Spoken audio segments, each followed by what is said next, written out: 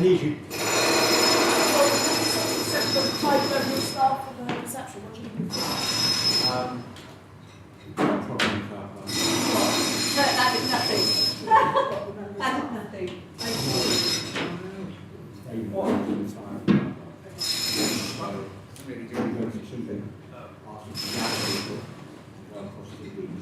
Close them all, but just put more. Rain, can't fit people in sleep. That's good. Thank you. And the windows are so thick. They've got open surprise. I was just going to think if I could have them. Could you please?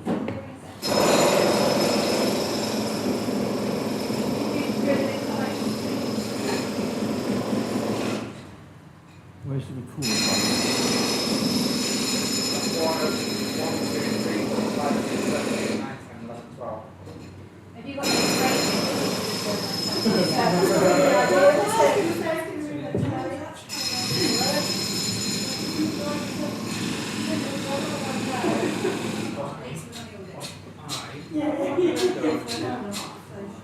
No, it'll be fine, it'll be fine. I will, I can,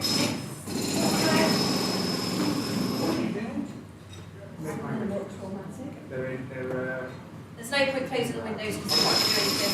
No, okay. And then it's too hot. Yeah, it's very hot, it's really good. Very hot, very hot, very hot. Even with the radiators on, mine was off last night. Well, I and the windows open, and I was still, do you know what? Everything that I want to do. There's pens at the back, I have put pens in the back. My nose. But I got I've got loads. no, I've got like And pens. I've got my box, this is my Sandy. oh really? I've not quite mastered the system yet. I've literally got a little I've lost all my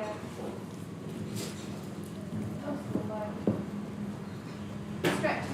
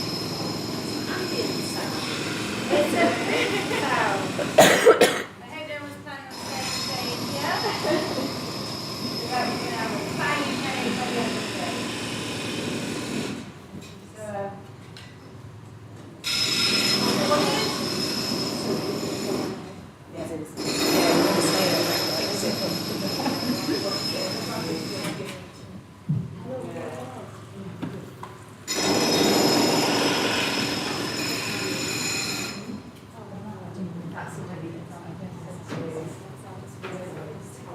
yeah, we have tried to open the window, but it doesn't do anything. So it's short of me going out going, please, like, I'll just keep it down just a little bit. Yeah. I'm tempted like to spray some white paint out over there. They've got different squares. They can't see them, they can't have them. I'm sure we can find some short somewhere here.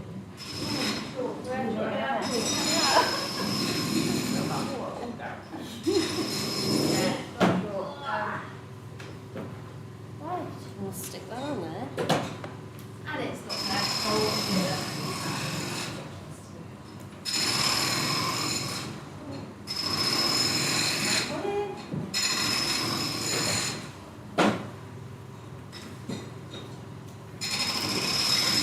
That's not too bad. They just, yeah.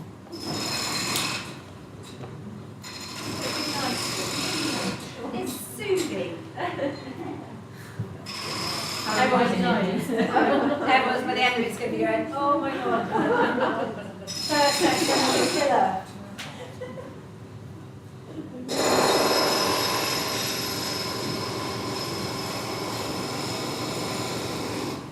Yeah. Never know, they might change us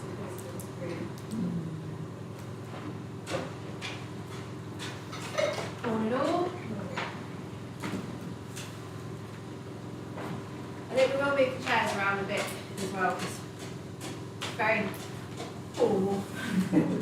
But I won't do it yet, because we'll wait till people turn up. How did everyone sleep last night? Did everyone stay last night? Most, yeah? Not too bad, very warm. Did anyone have a glowing green light? Or just like it's too tall?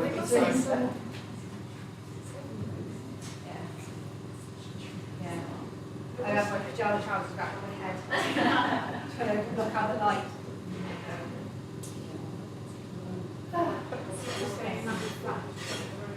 Oh, are you? Oh, nice. Oh, you guys come from Wales as well? Sarah, the community, yeah. Fellow Welshies. So the Welsh I printed out and bought with me will not go to waste. Even if you can't read it, it's still... So you've got the two like English ones out of the Welsh. Yeah, I'm English, sorry, but still. You know, the Welsh language is really important. So, more than all, right, we'll get started. Because it is 9:30. I hope you're all well fed. Apologies for the noise. You know, I have tried shutting the windows, but then it gets really hot in here, and also it doesn't actually have that much of an impact when the windows are shut. It's still really noisy in here. So we're going with windows open, nice fresh air on this beautiful sunny day, and hopefully the drill will break. So if anyone would just send vibes that way, break, drill, break, that would be great, especially for anybody who's sitting here all day. I'm Sarah. I come from Wales, so I'm from Cubby Country Kids Clubs. I'm lead IQA, that's my role within Cubby. I'm filling in for Ali, the lovely Ali Wood. So I got a text message last week from Ali Wood and had a bit of a, oh my gosh, I've had a message from Ali Wood, type fangirl type moment. Can you call me? Okay. Literally calling her, going to be really cool. Going, hi, yeah, hi. Hi, I broke my foot. Oh, okay. Oh, God, I know where this is going. What session are you delivering was my panic. And then when she said play with principles in a nutshell, I was like, okay, that's fine, we can do that, no problem. So I am trying to fill Ali Wood's very big shoes this morning. So you get me, Sarah, from Keep sending those vibes then. Okay, so I've done a bit of a mix-up today. So I've got, we use something for online sessions called Social Identity, okay? So if you guys want to scan the QR code, okay, it's going to be a bit engaging that way, a bit engaging when you get writing stuff down as well, and we'll be moving about a bit as well. But it would also be nice for us to have, there you go, and that was one.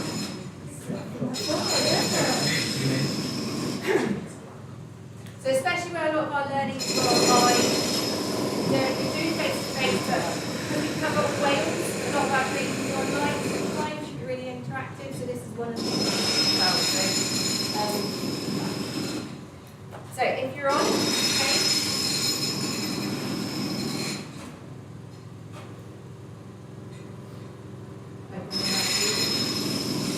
Okay.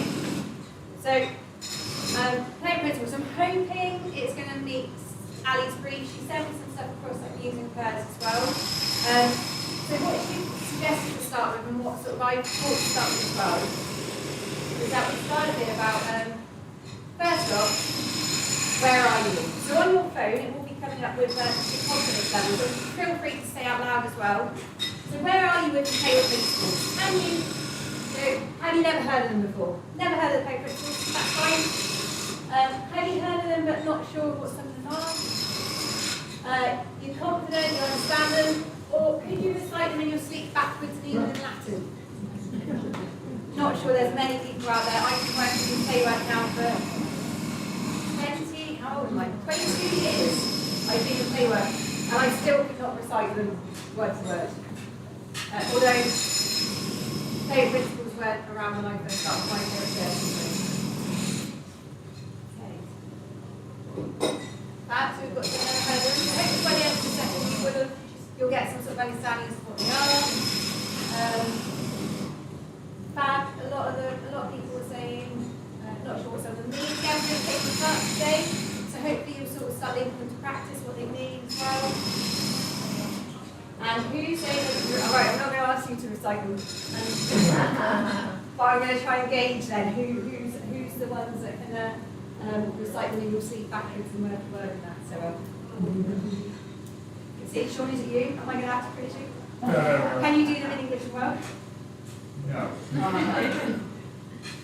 Okay. Well, it is a good. I've had all in English as well. Okay. So that just gives me some ideas of sort of where we are and where we're pitching things. And I think hopefully I've pitched it quite right in the session today. That we're not going to be, I will turn off my Teams as well, unfortunately not. So yeah, what I'm hoping we can do is sort of pick them apart. But I'm going to start by giving you a brief sort of background and sort of history as to where the player principles sort of came from. So, where playwork began, okay?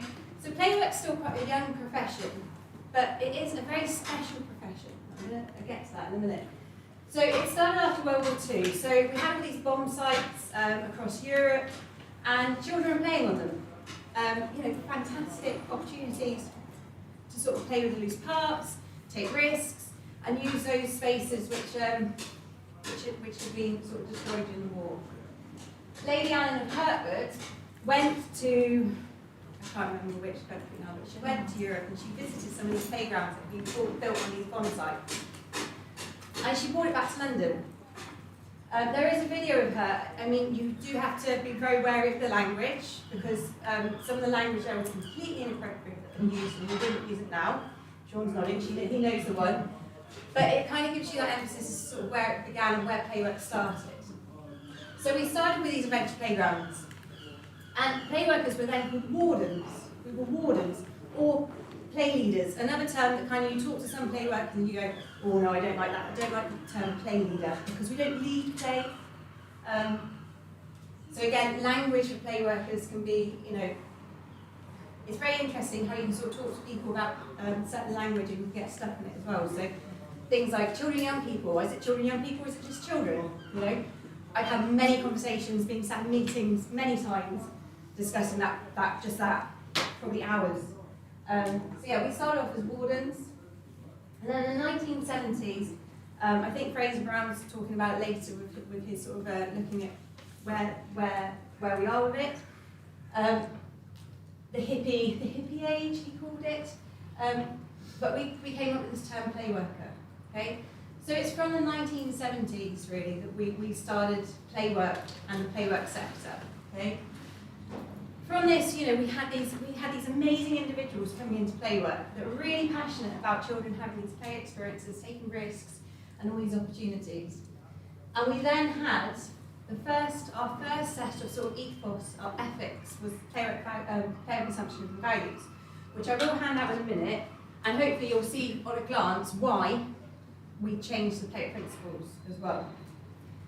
Then we had a big review, so we had the National Occupational Standards Review in 2003, which also sort of correlated to having player principles reviewed by the sector as well. So the player principles, which we now have been around since 2005.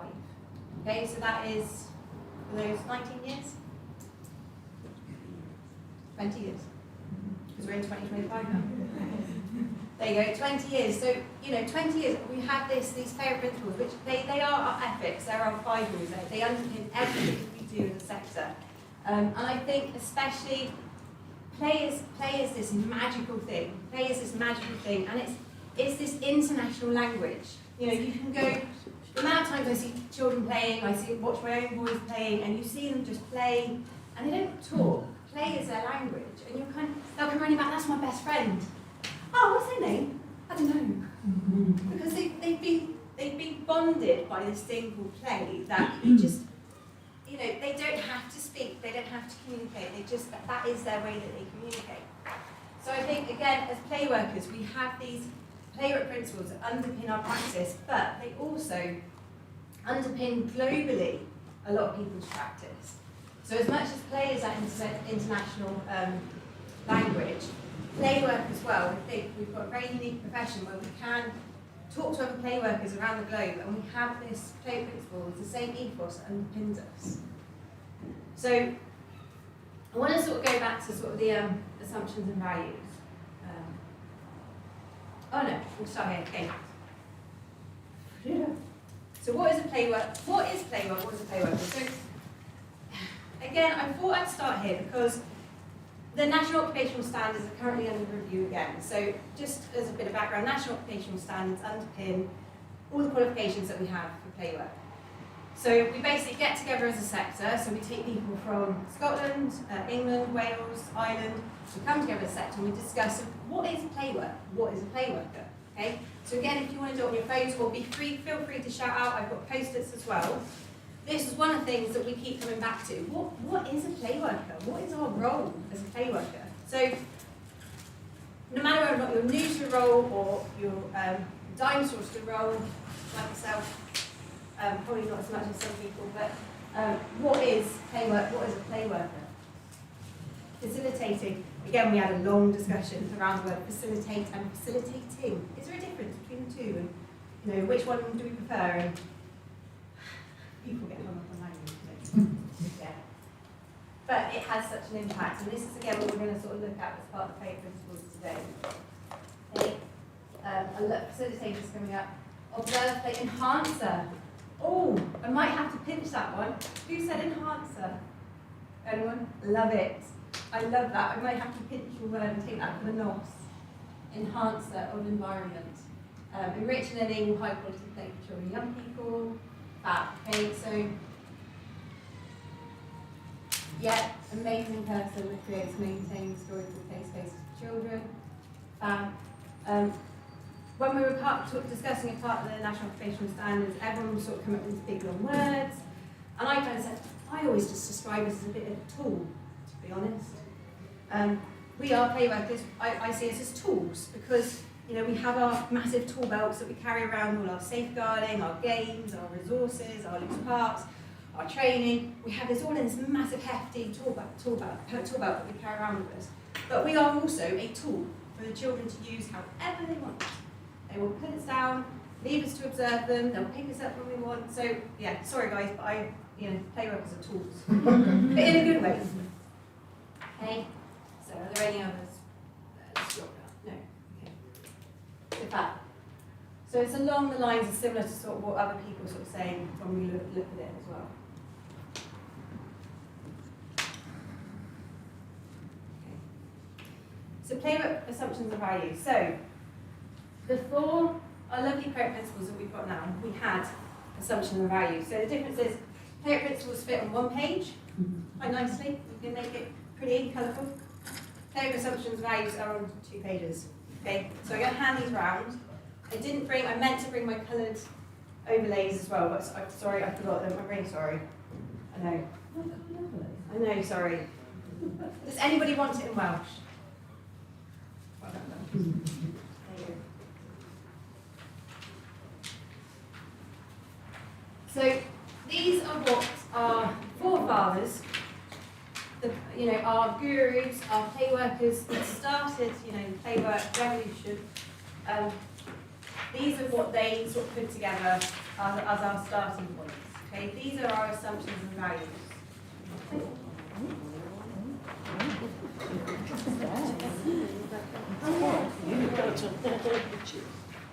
At a glance, is there anything that anybody doesn't like about them? Or likes about them? Very wordy. As a sector, I think we do have wordy people in the sector. We do. I think a lot of the things are related to historicisms because all we used to make up words and make them very wordy. But I think generally a lot of people in the sector that are accessing this, they need it just to be simple. They need it to be something that they can relate to. Okay. So I think that's one of the main things I felt when they changed it to this principles was that they are very wordy. Okay? Is there anything that jumps out at you that you really like about them?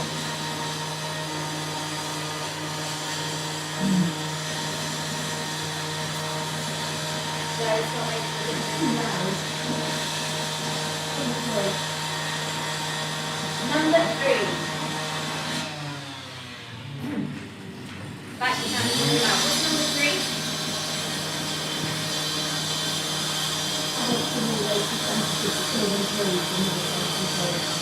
Yeah. So number 3, adult children possess the solid needs. Anyone got your water? We're trying to talk about that.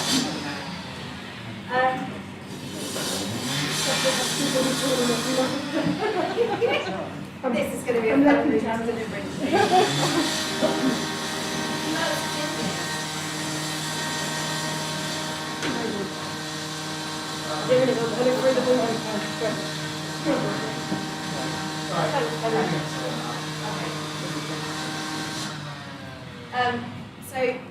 So they are very wordy, okay? And they put a lot down on the page as well as to what they were doing, doing, and what our role is as well.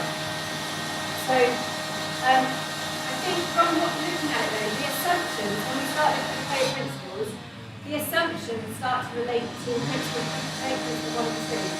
And the values are kind of being combined to create 3 traits. Okay? But it's really useful to sort of know where we came from and what they wanted to underpin us as a sector. So these are the values that they thought as a sector, that they thought we should have as a sector. Okay? This is a workshop about projection. It is. It's really testing me. It's great because I'm meant to project my voice. So it's really challenging. I'm going to say about the 9 and number 8, where there's one of the criticisms of the program is not specifying that only children. Yeah. Whereas things like schools that talk about disadvantages in terms of race, gender, disability.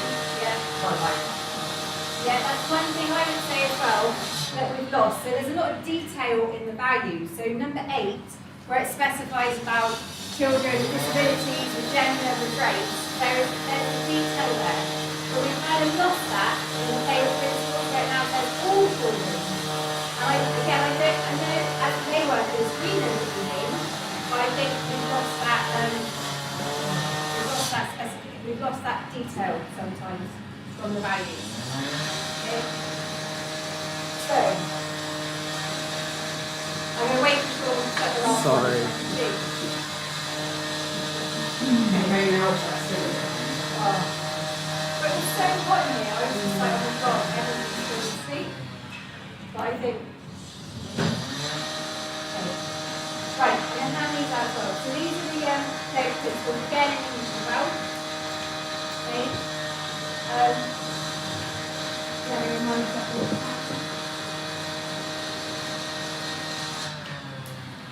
Okay.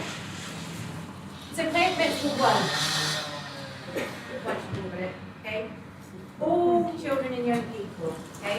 And should it just be children there? All children impulse to play is innate. Play is a biological, psychological, and social necessity and is fundamental to the healthy development and well-being of individuals and communities. Okay? So what does this mean? So what I'm going to ask you to do, I'm going to ask you to work in how many have we got?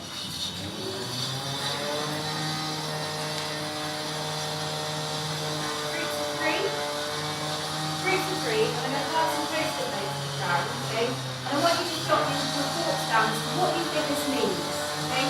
What does play critical one mean to you, okay? In practice,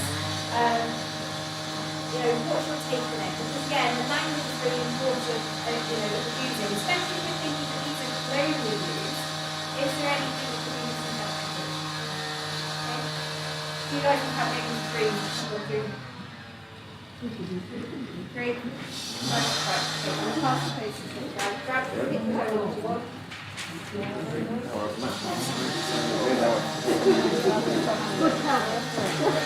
I don't like to brag.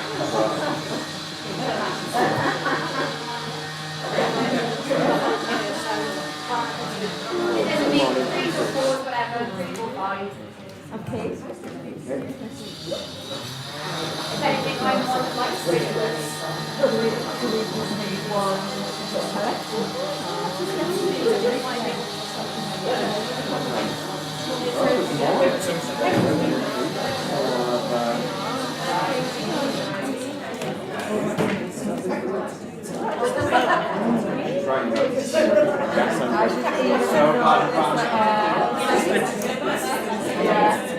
Next place, I feel under pressure now.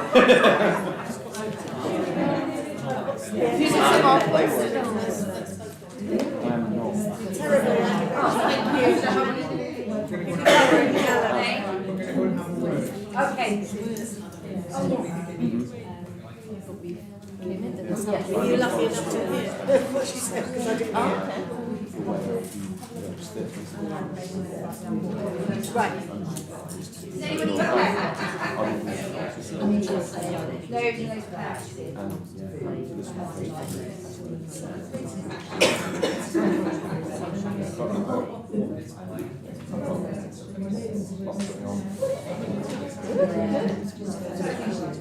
So, who do you think I actually won? I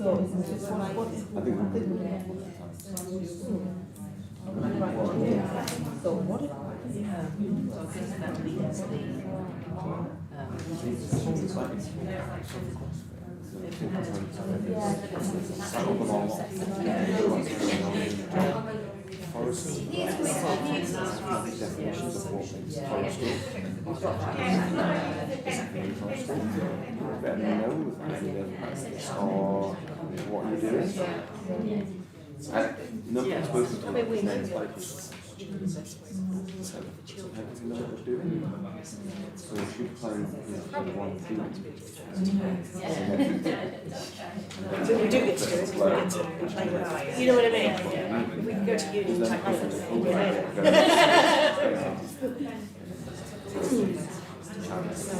Whatever they would be, and this until closer to it. That makes sense. I was like, you've got like round record, it's not every other thing you can play with. Alright. That's all I didn't make it.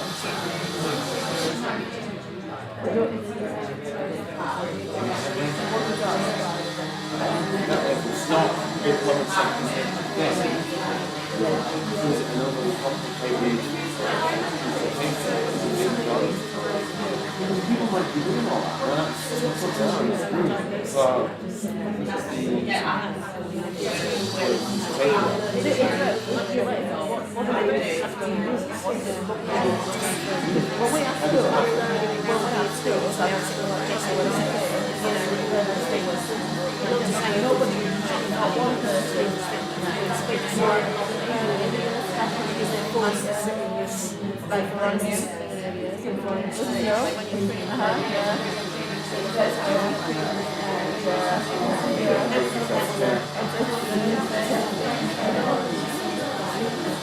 are made to sit still, yeah, absolutely. Yeah, and Let's just, I'm not disputing that because like the governor and although they're kind of doing what they have to do. I mean, we know because no look at my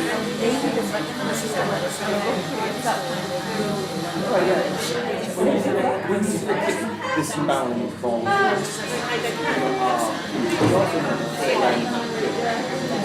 they're turning it now. we see ourselves beyond the animal kingdom, so we don't recognise you playing being with a developmental and evolutionary process. I mean, it's all just a play. It's a little luxury.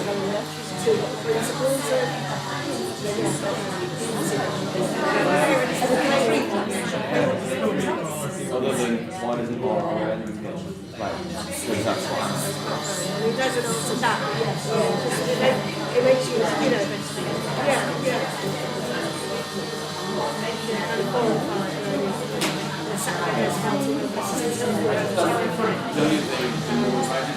Stop fidgeting, Tilly. Everyone recognises that it's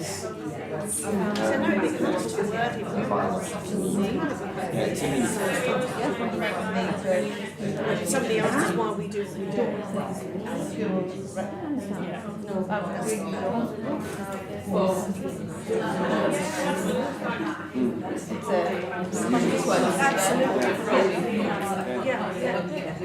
And that continues until the young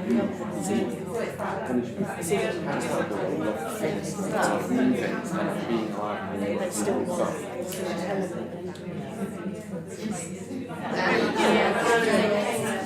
holding kids, there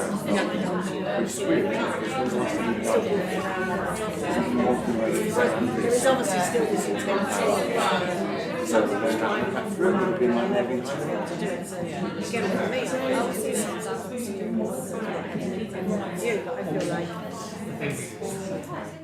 feel like if somebody said, why do you put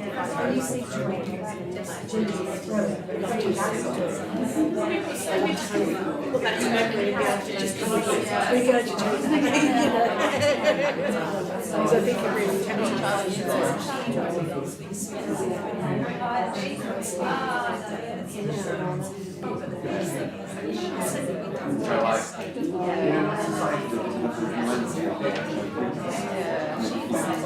just say it.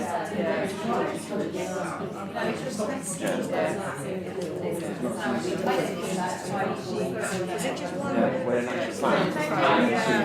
From both we want.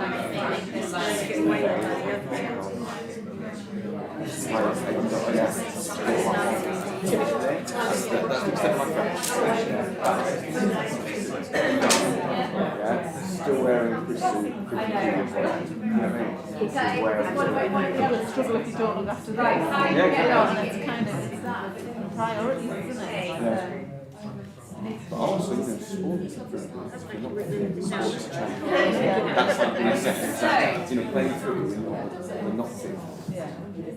It's like a maths exam every day.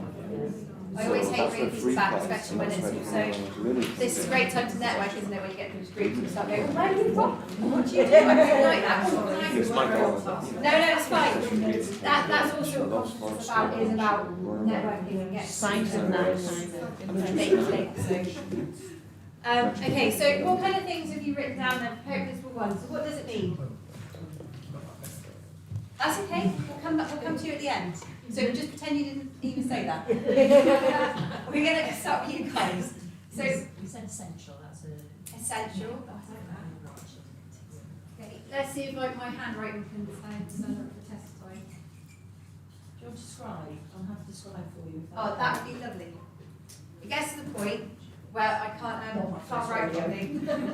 So that would be fab. So it gets to the point where you can't read my handwriting. I'm not saying mine's any better. No, it's just a lot easier to facilitate when you're not. Trust me, mine gets really bad.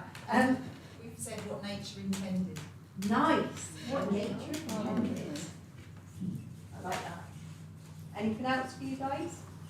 Same sort of thing, just natural need. Your natural needs, yeah. What did you guys make of communities?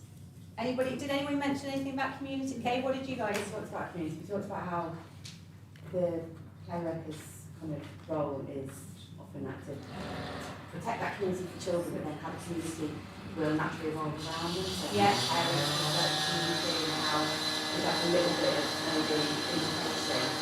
It kind of can trickle outwards. So Yeah. hopefully if you've got a child that's got that, and then you've got the play workers, you've got the parents, the families, and you've got the kind of organisation that that those communities work together, but can also do that like foster around the town. Yeah, yeah, that's a really nice way, yeah. So it's having that community involved, isn't it, as well? So it's, I suppose, depending on the way you guys operate, sometimes getting that community on side is really, you know, can either support the project or it can, you know, be that constant. I do think sort of longer term as well, it is really an impact sort of naturally taking part in the community. Yeah. Yeah. So feeling part of the community, confidently taking part of the community, yeah. Having ownership over their community, yeah.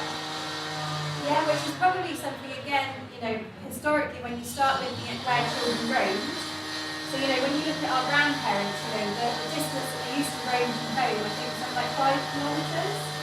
And now it's, you know, parents are introduced to about 2, and now children nowadays is, so they even leave the sofa with their screens, you know. People kind of like think about it on like a bigger scale, like longer term scale. If we don't bring the communities into it, play with, they can be a barrier to it. Yeah, So if that is essential, even the child is essential to bring the community along, it's essential to build the community and yeah, yeah, definitely. Having that community on board. Yeah, what do they say? It takes a village to raise a child, and I think from somebody who's lived in England and now living in Wales, I lost my community a bit. You know, my parents, my family are in Devon. I'm in Wales, so it might have been in my community I'm having to rebuild with new. And it's making it a bit more difficult now to build that community around you. So, you know, that community part, play is really essential for communities as well. I think it can also bring people together, get people outside, you know, it can be that bond, can't it, as well. So thanks guys, and thank you guys. So you did quite good. What about you guys? Yeah, I do kind of talk about sort of things that we all do like the community as well. Yeah. And sort of the area we work in, always feel like a little bit, not hostile, but again, it's not like a seamless community. So it is nice to sort of be a space. Obviously everyone, like kids are always at the centre of it. Like, you always Yeah. do something for your kids kind of thing. So you see sort of like parents interact that wouldn't usually, or like children Yeah. interact that wouldn't usually. And it kind of, yeah, like you were saying, like trickles out, and it like, I don't know, you see people kind of become, I don't know, like a bit tighter. And then people get like excited, Yeah. like see each other next week or something like that. There's a fantastic play project in Bristol called Streets, no, the Streets Project. Play Streets, yeah, Play Streets, where they literally, this mum decided to go playing out, yes, thank you. She basically said, you know, we don't have kids playing out on the street anymore, but because there's cars and everything, the children weren't comfortable going out and playing, so she basically said, you know what? She approached council and she said, we're going to close off the road. So once a week, we're going to close off the road, everyone can come out and play. And they had a fantastic, the community came out. It brought the community together, people that they've never spoken to. You know, your next door neighbour who, you know, I know some of the people in my street, but a lot of people in my street, I might not even recognise them if I pass them in the street. So, but it brought that community together, and play has that power to do that. But it sometimes takes a bit of a extra effort to sort of get that moving. So, anything else around Play School 1? Anything else you guys? I wrote, without access to play and play environments, children cannot have a healthy, fulfilled childhood and grow into healthy, fulfilled adults. Yeah. I mean, I'm assuming that that's why that one is the first paper in school and not buried in months away. Yeah. Yeah. Because it's the most fundamental Yeah. human development. So it's saying play is really important, isn't it? It's saying that, I mean, I don't even think that statement kind of even says it enough. I think that when you start talking about play and how important it is, I think you could go on literally, you know, I know I like to get on my soapbox and my high horse, but it's, play is magical, amazing thing that just, you know, it can bring people together, you know, if children are going through stressful times, you know, it can alleviate that pressure, it can sort of give them that outlet, it can do so many things. But, you know, wrapped up in that statement, play is a biological, psychological and social necessity. So for your bodies, your mind, you know, your community, your engagement, you know, it's fantastic, isn't it? So, anyway, high horse moment again, go on. For me, I think the principal one, it really challenges the idea that play is a privilege as opposed to a right, and it's like one of the essential needs. Yes, that is really important as well. You know, golden time at school. Oh no, it's not golden time. It's their play. That's Sorry, can really. you just say that again? Because I want to write down exactly what you said. Play. It's not a reward. They've got to Play is not a privilege. They're not a privilege. It's a right. Yeah. So I'm pretty sure that I'm throwing that.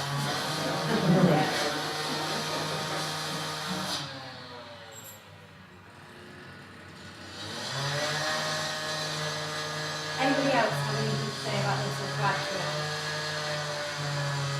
I'll start the other side next time so you guys can. No? So yes, it's all children in young people need to play. All children. What does this mean?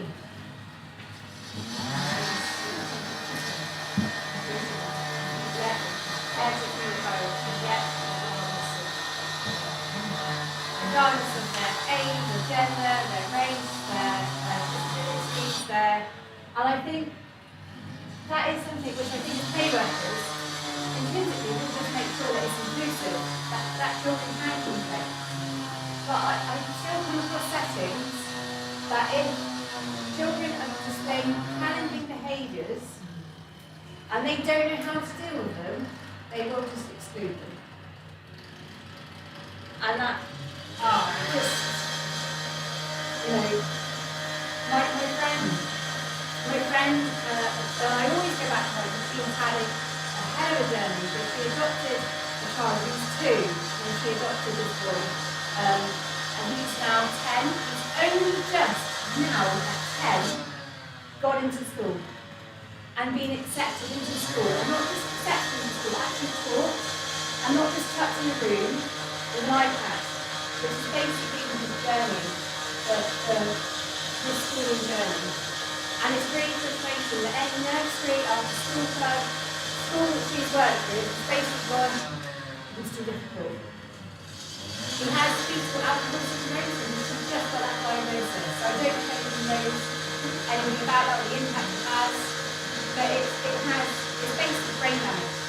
Okay, so mum was alcoholic, which she didn't know, so she adopted it and brought it in the notes. And she basically says that if you drink for a pregnancy, if you have an alcoholic parent, it's brain damage. You're better off that the parent be on heroin because they can deal with that and can fix that. Parent drinking for a pregnancy actually causes brain damage. So things like emotional regulation he can't do. You know, he regulates at the age of a 2-year-old, 3-year-old when he's 10. So his fight, flight, freeze. You know, and there was domestic abuse in the house as well, so again, that's impacted on him and his brain development. It's just, again, it's fascinating, but the way he needs to be included, because he looks like a normal child, you know, is a lot of that patience, that curiosity, you know, that's play workers we have. As play workers, we would accept, okay, we need to sort of work a bit differently with this child. But unfortunately in schools, they just don't have the resources to include him. So, I said it's only now 10 that he's been included in school. So you also find like a lot of education professionals wouldn't have any training on fetal alcohol syndrome. Yeah. It's really difficult to get a diagnosis for it. Yeah. And it's very poorly understood even from people that work with it. Yeah. So for teachers, it's just a whole new ball game. Yeah. They just don't have any training or input, and they will have children that will not have a diagnosis but will have those kind of behaviours and responses. Yeah. And the system's just not set up to make it. No, and it's really difficult. It's a really challenging thing. So as play workers, you know, we're talking about all children, young people. So yeah, that's what we mean. We mean all children. Okay, we will adapt. We will change things. We will, you know, look at what their needs are and how we can sort of meet their needs. And the community thing, you know, that always kind of throws me a bit. You know, individuals and communities, but play is that essential for communities. You know, it does sort of bring people together. Fab. So same with play principle number 2. Okay, do you want to stay? I'm going to keep you in your same groups. I'm going to split you up for the next bit. Okay. So same with play principle number 2. Play is a process, and may now blew my mind in a meeting a couple of years ago with this because it said, so what is play? I went, bearing in mind that it's in our play principles. So play is a process that is freely chosen, personally directed, and intrinsically motivated. Again, lots of words. That is, children and young people determine and control the content and intent of their play by following their own instincts, ideas, and interests in their own way and for their own reasons. Okay? So, what does this mean? There's a lot to pick apart there. Not adult-led. It's not adult-led. Okay, anything else? What else does anything else jump out at you? It's owned by a child. It's owned by a child, yeah? Time scale of it as well as varying. It's not for assessing our child. There's no time scale. Yes, it could be for a minute, it could be for a week, it could be for a month that play continues, that they keep coming back to. I think that's magical when you see them come back and that you see them sort of revisit that play again and again, and then suddenly it just sort of, one day they just go, move on. Likely in their own way for their own reasons, because a lot of parents or even play workers have expectations about how children should play, Yeah, and even if we don't understand it, well, it's our job to try to understand it rather than try to change the play to suit what we think it should be. and I find that fascinating. Does anyone else find that fascinating? We were children, you know, we've been there, we've done that, but as an adult, I look at them play and go, I can't remember. I can't put myself in that magical, those magical little shoes that they're doing now, where they come in and seen this masses of loose parts and they've gone, oh, and I can't, how have we forgotten what that process is like as a child? I wish I could go back and sort of capture those moments and those thought processes, because even as play workers, I can look at it and go, oh my gosh, that's amazing. But I still can't remember that there's that disconnect. Does that make sense? Yeah. Look, I've got a question which kind of comes back to play work principle 1. Yeah. I'm just going to say it like I'm not a play worker, so this is all interesting to me. But you say it's for all children.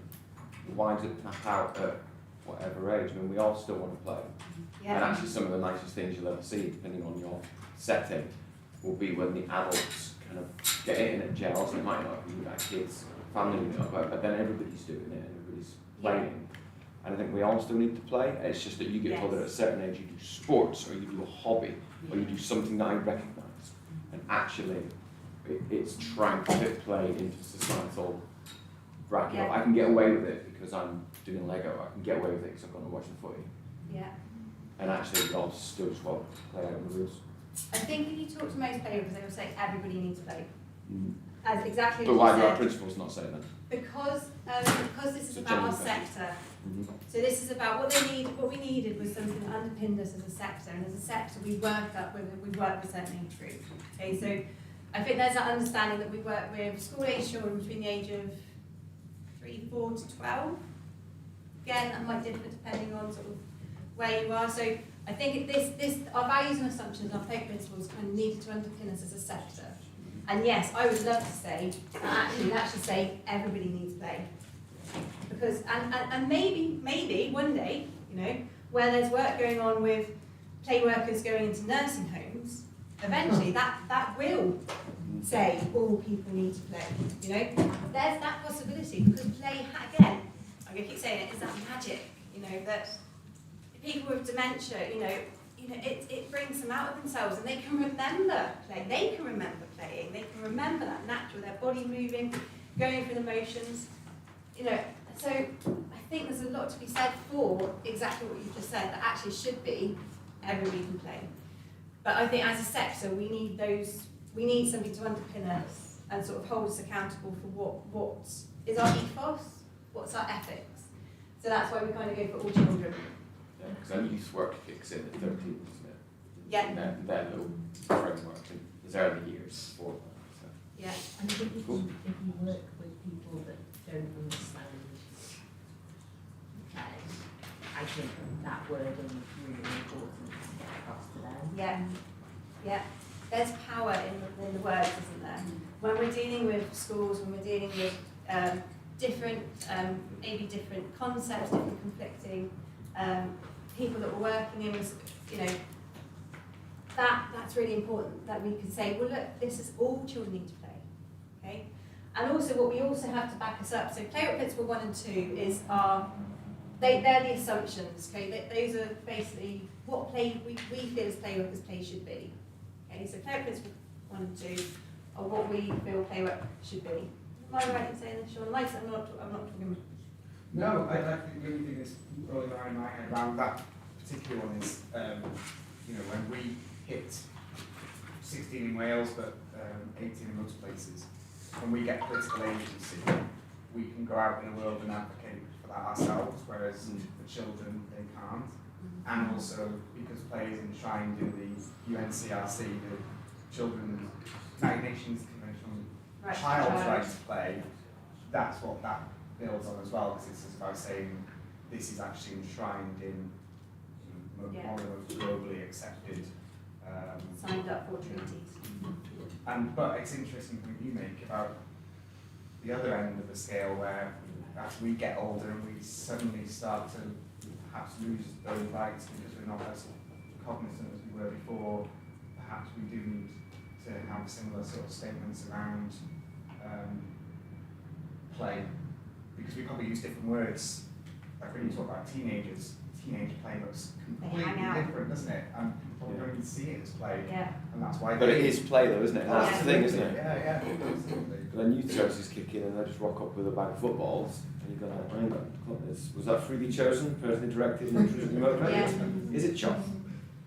It's sport, and it's going to exclude all those kids.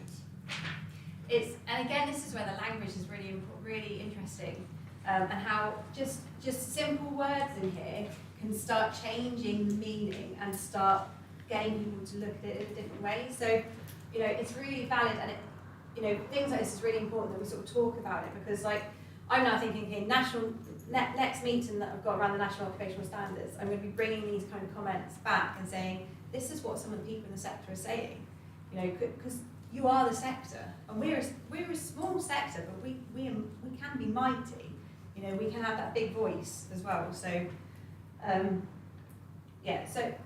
thank you for that question. Yeah, it's very valid. Anything else around Playwright Principle number 2?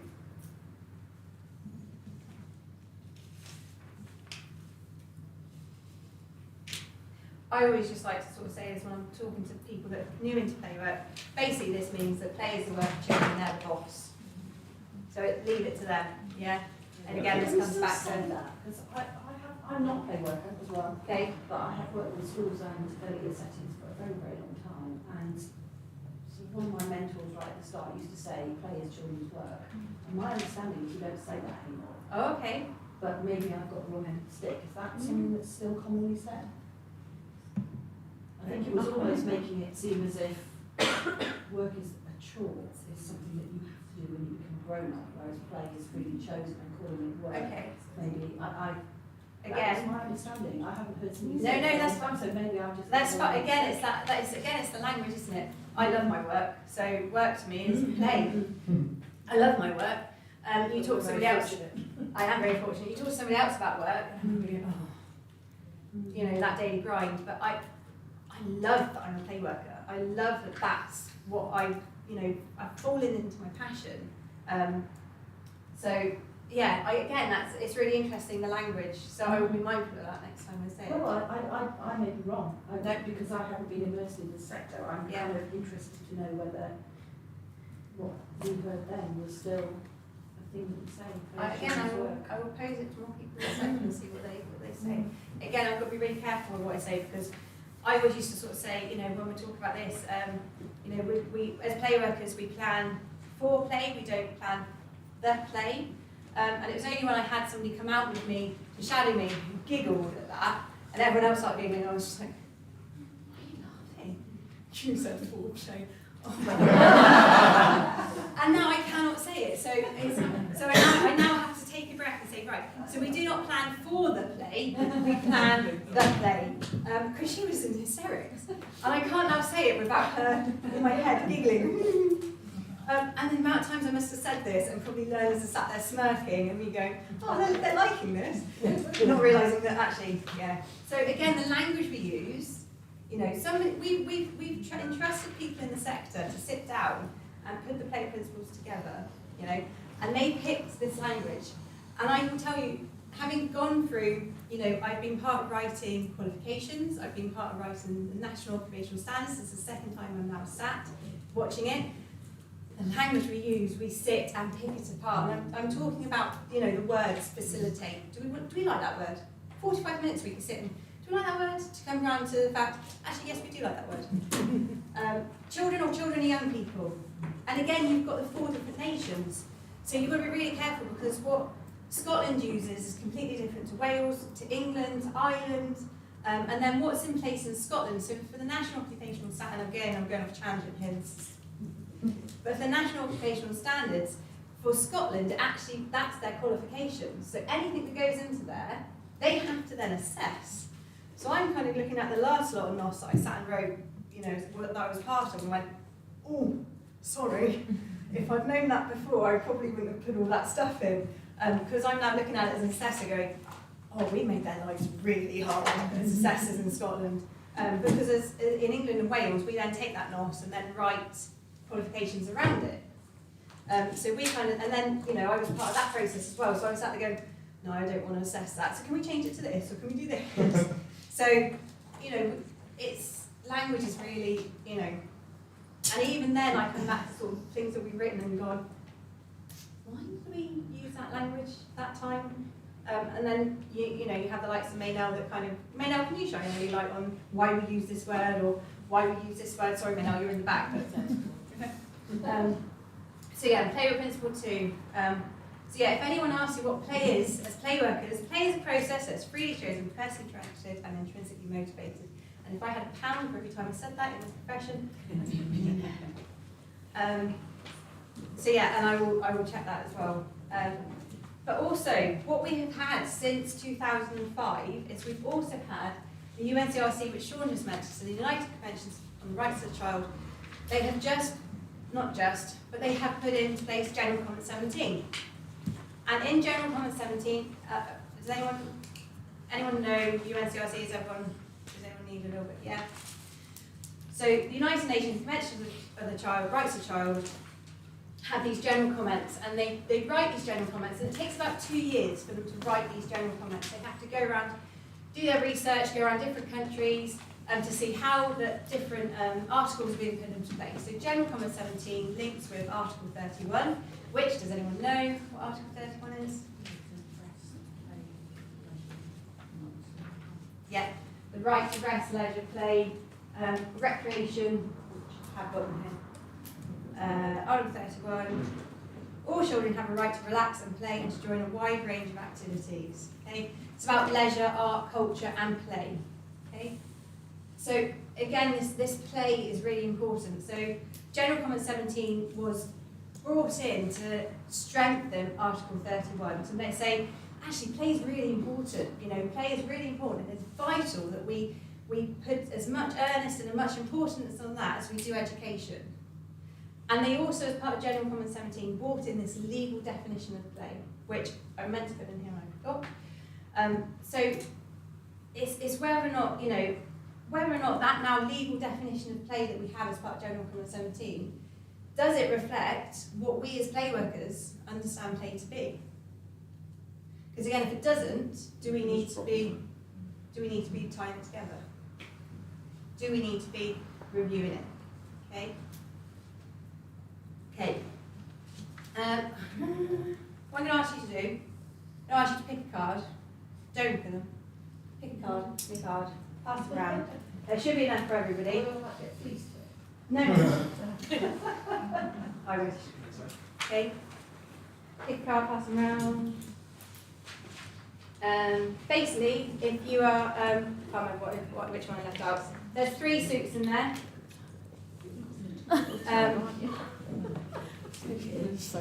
Let's all come around as well. So there's 3 suits. Whichever suit you are, if you can get yourself into groups. So if you're diamonds, get into diamonds. If you're spades, I think there's spades in there. Is there enough for everybody? Anybody not got one? Has everyone got one? Anyone not got one? So I have more. I have Oh, I done. haven't got one. So busy being helpful. There you go.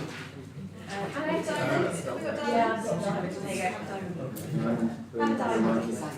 So, get yourself into groups, diamonds together. Hopefully if they've stopped drilling, we can open the windows again. So diamonds get together, move the chairs around if you need to. Go down the corridor, into the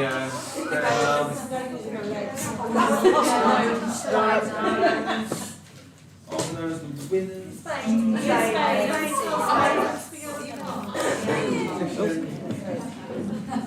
Are you a spade as well? Right, you guys. Spade section?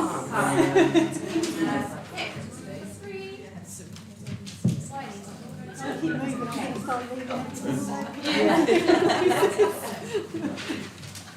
What you guys? Spade. Spade. Back. We'll cover it.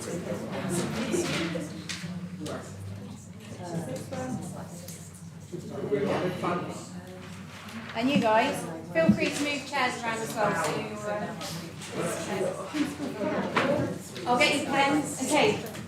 So similar to what we've just done, what I want you to do in your groups is I want you to think about the language in here. Is there anything that could be misinterpreted in the language? Okay. Is there any way we can simplify it? And also, how do we do this in practice? Okay.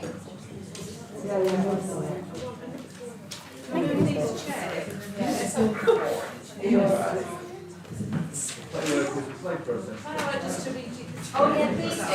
Please move the chairs around, it's fine if you want to. Okay?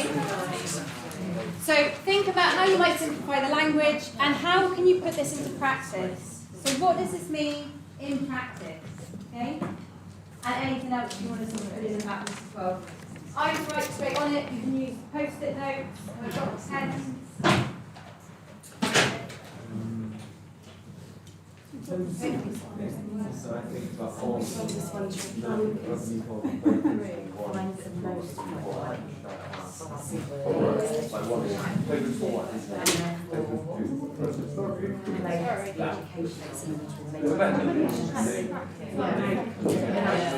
so that word is really tricky by itself. And there's questions on the back as well, so if you do get stuck, Be a bit more active in evidence where they can go. We do visual aids to improve. Can you add more to do this? and then I say So is this one process? I would say process.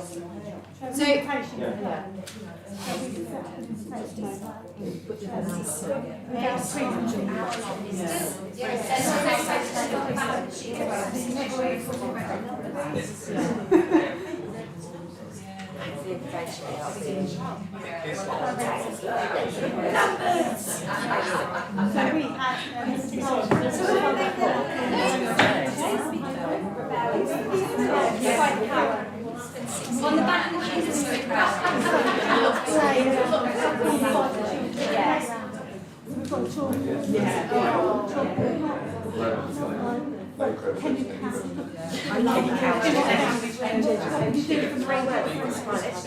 Yeah. So we just put on hills, question mark. literally just left it to that.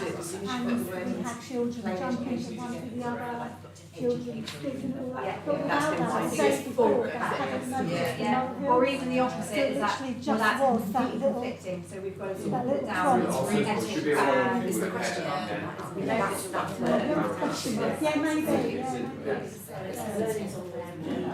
Yes. What about you guys? Where do you work? So make sure you're scribing your notes as well, because we're going to share it back to each other. So if you have guys have 10 minutes for these, scribe, we'll share them, and then we'll do the last 3. And then that's actually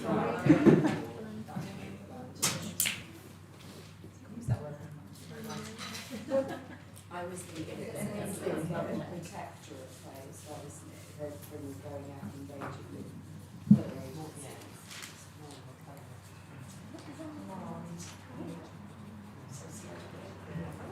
what about what all children see? Don't really feel particularly strongly about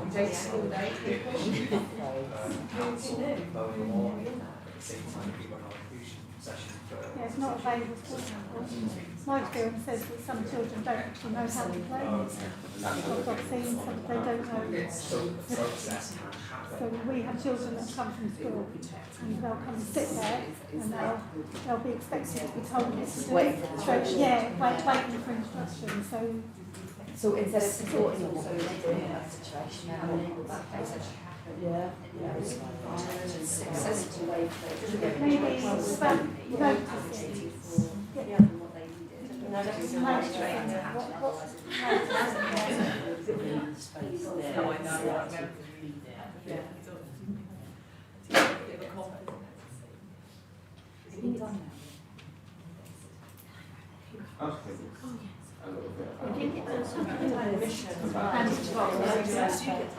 yeah.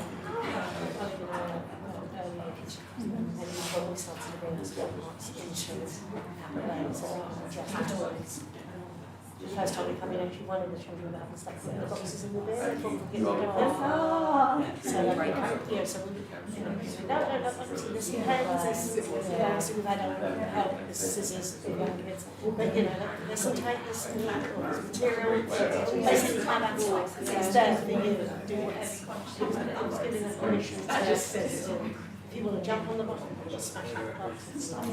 So actually a little bit of ideas and Yeah, absolutely. It was our best session, our best session. Parents aren't there. So also get stuck in with them. Often child gets one more of them, child days. So you've got the child basically. yeah. You taught that on this one. Yeah. No, don't catch it like that. Yeah. They are still absolutely master of everything that's going on. But they might just not have the only movement. What if you change the stuff that when they come in the room, so that children know they're in charge and the parents are Well, we kind of, you know, we use the parents understand. So you, again, you may argue I don't want to stand back there. So it's a permission for parents. Exactly, that, they've never done it themselves, you can tell sometimes. That's quite interesting. It does pay not the parents or all children from computers. It's to support the family as well. Yeah. It's again, even though we don't expect time now. Certainly gets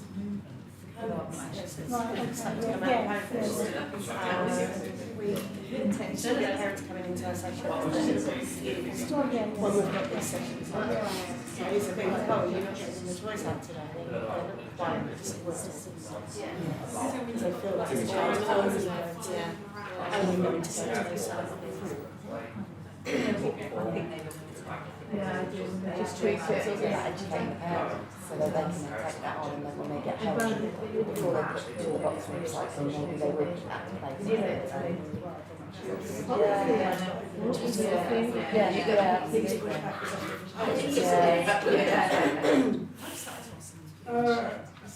Maybe not the same to them, but we do have signs up. So,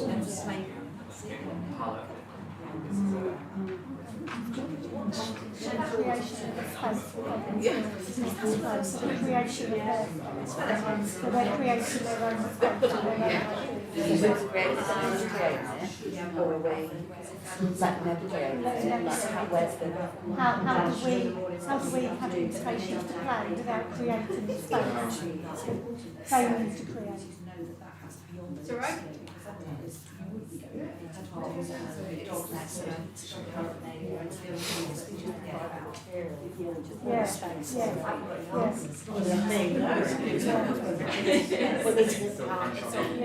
It's time when you've got that, it's like, No one's new. And the space is another thing to find with open as well, is that the adults like, this is our playground, and they're like, no, we play here until that's signed, and then we play differently over the other line. And visible. Yeah. They can't go on. And they quite often ask me, like, just trying to bring some shit down, and I'm like, That's one of the physical space and there's a visual boundaries.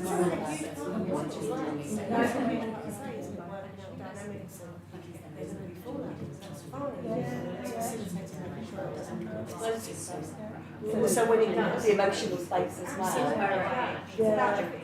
That's part of the learning process, isn't it? Navigating as well. And that is their way. Yeah, but that is absolutely, there's no better way. You're going to have to use these readings in ways. Actually, you know, when that child's all that, it's yes. and it's going to take a while, but actually, actually, I won't do that to that child. Because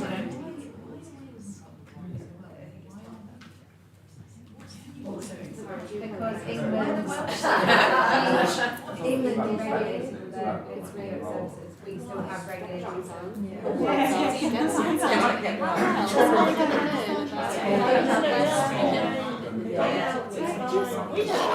And that's another thing as well, isn't it? Where, luckily in Wales, I think we can do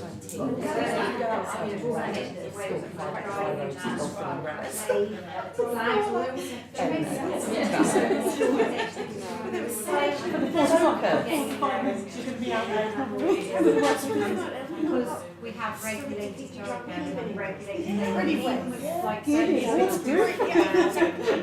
decisions where we regulated as part of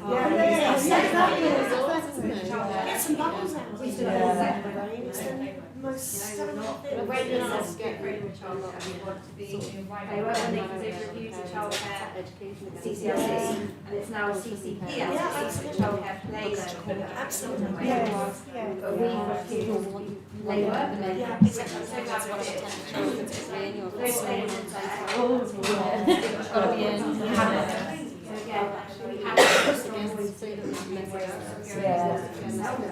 We've had some of our own conversations since COVID.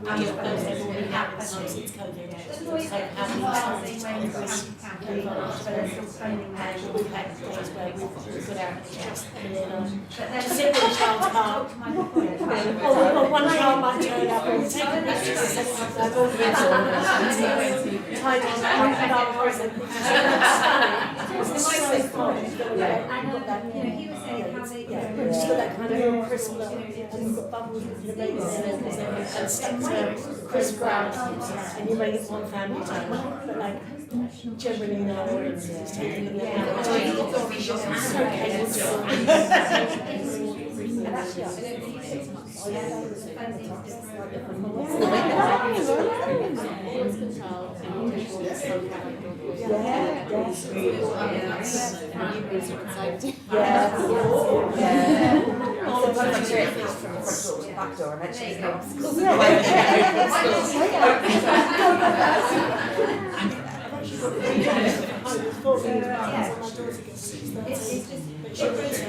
She's had a long day, so she's been like doing this, she's doing her homework. So she gets to sit down and she's literally like that.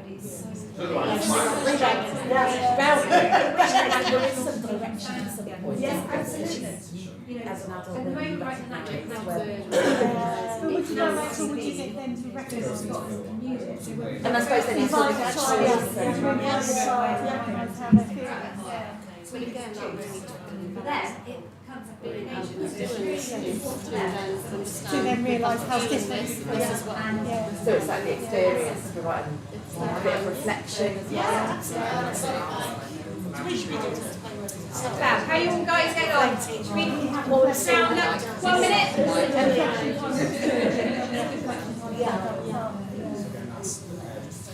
Okay. What are you?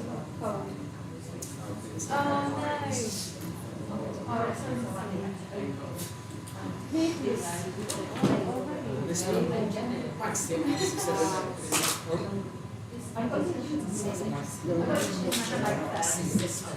sorry. It gets really bad. I'm just going to get one and we'll get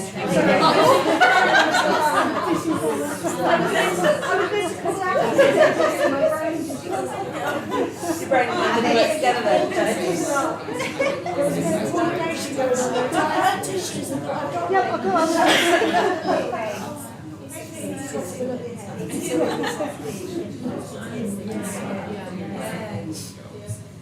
Okay. Right, so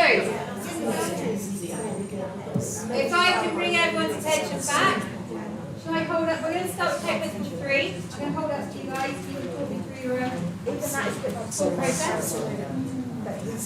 Okay. So, checklist number 3. Who said that they could recite them word for word? Someone tick the box. In my Everyone's taking it back. We'll leave. It's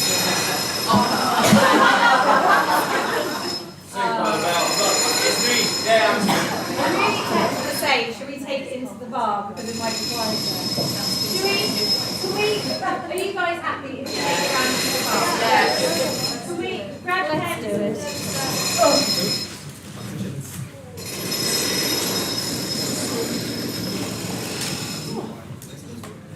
You all right taking our bit of paper with us?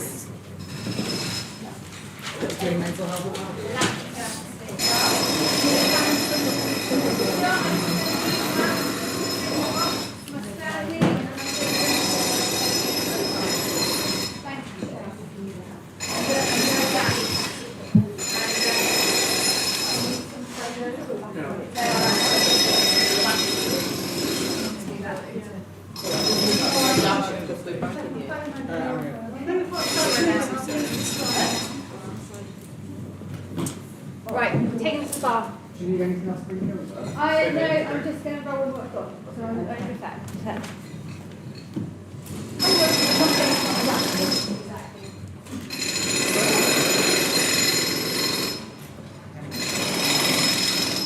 That's why I just say it. Oh, yeah.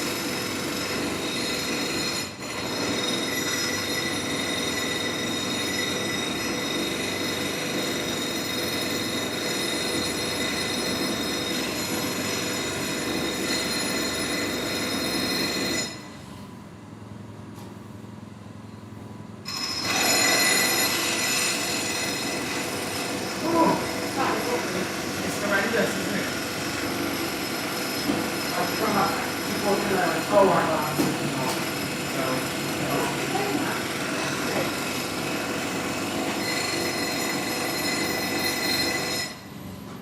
Will you hear that sound? I can hear it. So let's stop.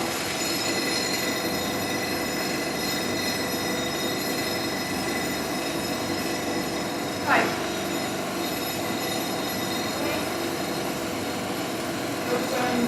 Some using markings, Yeah. driving my over 5, I could not find. That's something like that. Again, this is where you're talking about moving stuff. Yeah, no, it's fine. And then you need to know where we come from. There's lots of contaminated areas, so why do I? Well, I think that's fine, because I've got them somewhere, but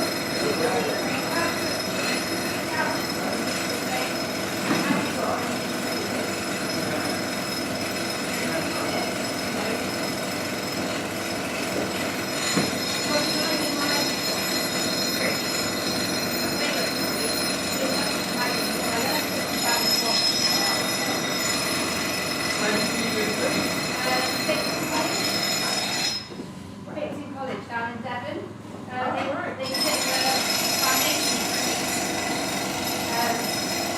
They did a foundation degree 2 years. But I was the first year there was 4 of us, on the degree program. And the second year was distinct. Took it from home. sorry, here's a penny session within the bar for obvious reasons. We're in the bar!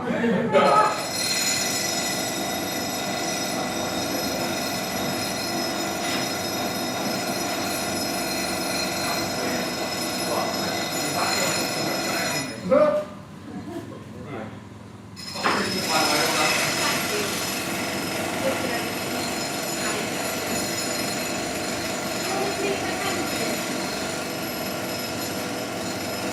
No, I love it upstairs, I'll bring them down. Otherwise you'll never see them again. I don't get out of the train as much anymore.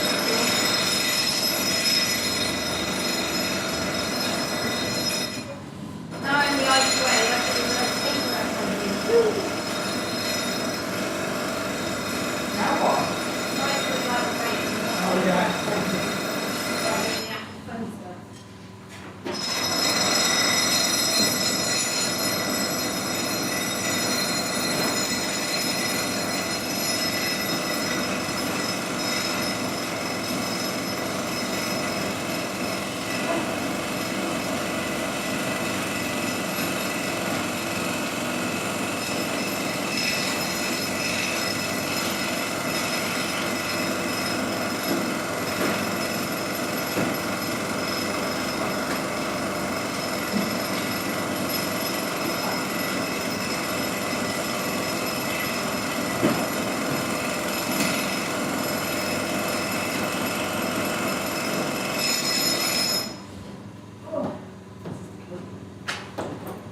Shoot, do you want the laptop set up? No. I've got my laptop at the Ken's, Ken's one. That's when Menzies quite useful because they tend to see on the phone.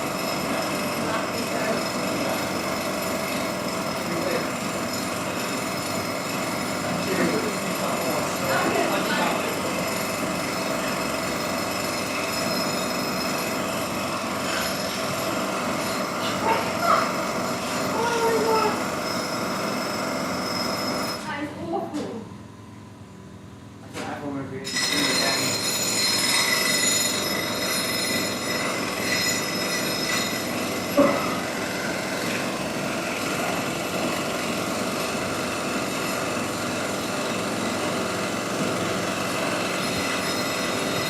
Thanks, guys.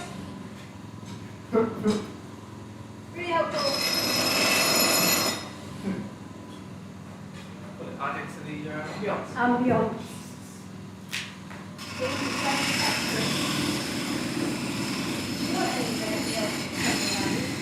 I've got a copy, thank you. Yeah.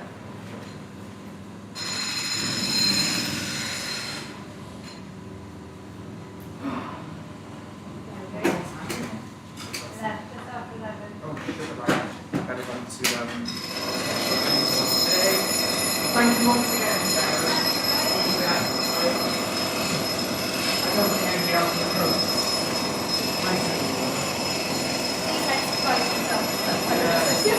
Well, like down in the dark room. Oh, I know, I'm going to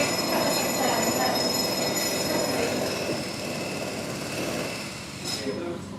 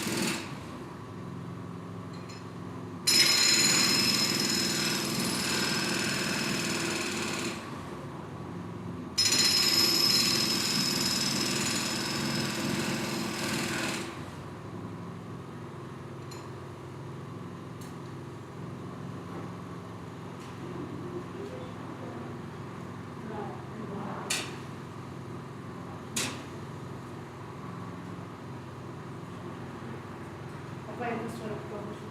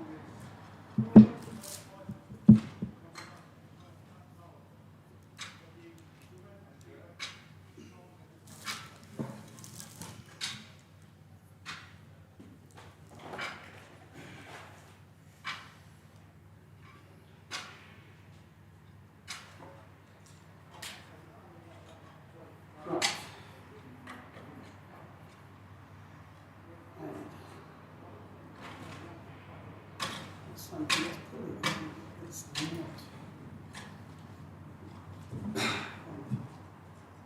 Melt.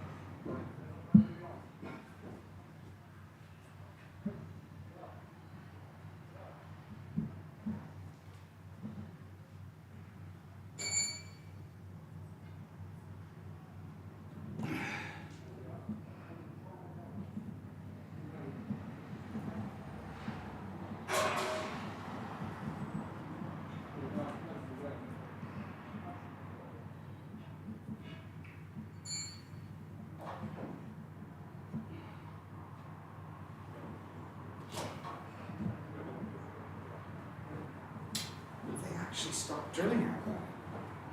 They're using a shovel at the moment, but when they stop drilling, it's no matter. Might not be worth the risk. You can always ask them, I guess. I think Maynell tried. If Maynell can't succeed, then Ah, right. yes.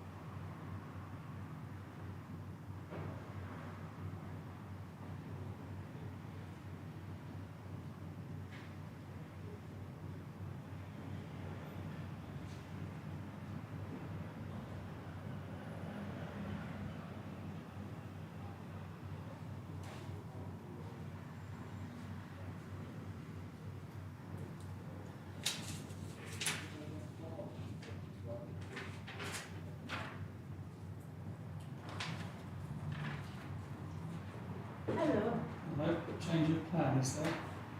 Well, if the They're temporarily not really, I'll give you that. if the roadworks have stopped, I could use here, if Yeah. that's okay. I don't know whether anybody's going to come. It's That's lunchtime. lunch is running really slowly. So Have they started going in for lunch yet? yeah, Oh, okay. but apparently Fraser's session, which I imagine is huge, oh God, have I got a flip chart? No, they've run off with the bar to the bar with it, but I can get it brought back. If you're going to stay here. I'll tell you what, are you staying in here? I'm just waiting for these to set and then I'm going For how long? a couple of minutes. Oh, because I was going to say I could go down to the bar if you could send anybody to the bar. I think it is almost one. Well, I would say that you're probably in luck because I don't think the workmen will work lunchtime. So, yeah. What do you mean for staying here? Yeah. So I will go down to the bar and get the flip chart brought back up here for you. If that's what you Right, need. thank you. Everything else is set up. I don't need anything else. Oh, Is that to do back? oh. That's all right. I'm in the same boat. My back aches half the time as well.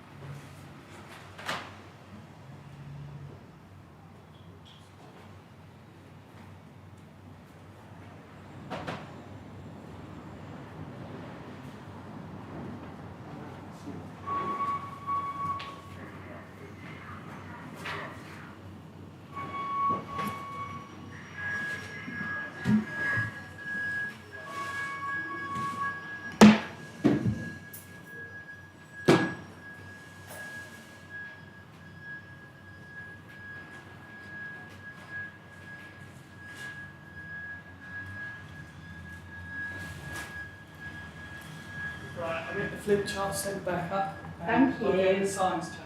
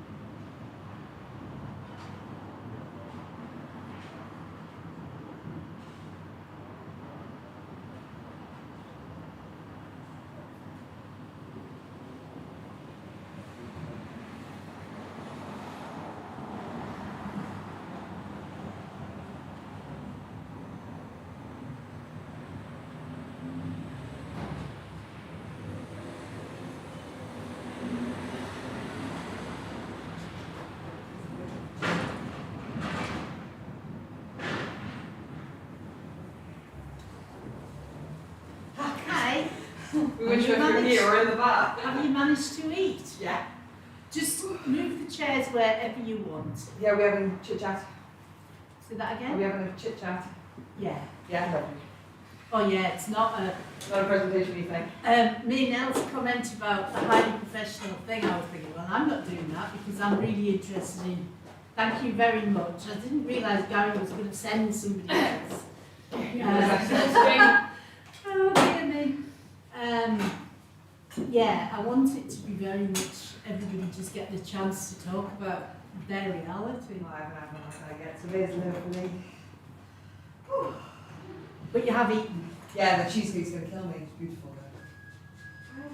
though. Oh, I haven't done your cheesecake because I was too worried about the timing because of not getting in till 22. So where have you been this morning? I had downstairs talking about play with refugee children. That was lovely. Was that the Play all for one, for Yeah. And then Thursday I had the play in Australia. Oh, Kate. Yeah. Oh yeah, she's brilliant. Really So where are you from? Cardiff. So we're from Sarandon community, so we're just a little sort of little field. Are you together?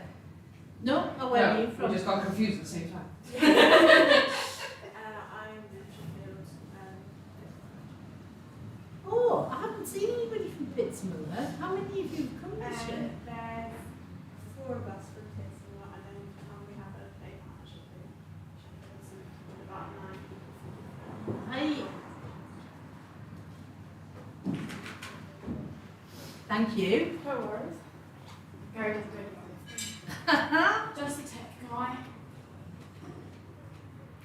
We'll give it a few more minutes because there may be some. I was only ever expecting it to be a small group. I know there was a printing problem with your session. No. So even when I'm asked, is this blank square, I'm a session? Is that where I'm supposed to be? So yes, it is on. Okay, cool. Then I might be remember. But I think everybody's running late, so. What time's your next session? 2:15. Right. So we're alright. I'm going to have lunch. At 2. I need to go back for cheesecake. I mean, we could start in terms of, yes, right, have you got a pen? What I want you to do first is, well, hang on, I'll just recap on the purpose of the session. So, last year at session, I did, I'll probably say this again if anybody else comes, but I'm part of the Playwork Foundation, and I did a couple of sessions last year, and at each of them it became very clear that a lot of people had several jobs.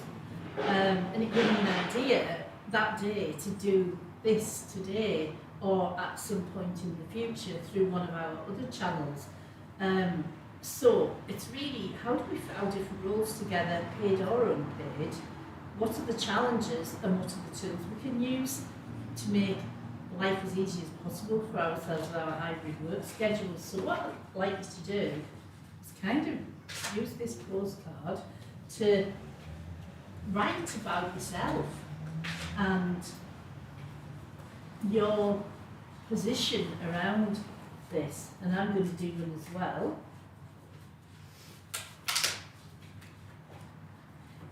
So sort of all the roles and responsibilities that we've sort of Paid been landed with in some paid situations. and unpaid, and I mean you could also put your personal stuff as well. You know, it's like all the things that in a day or a week you have as kind of roles, but obviously in terms of the discussion we'll be talking about not just having one 9 to 5 job.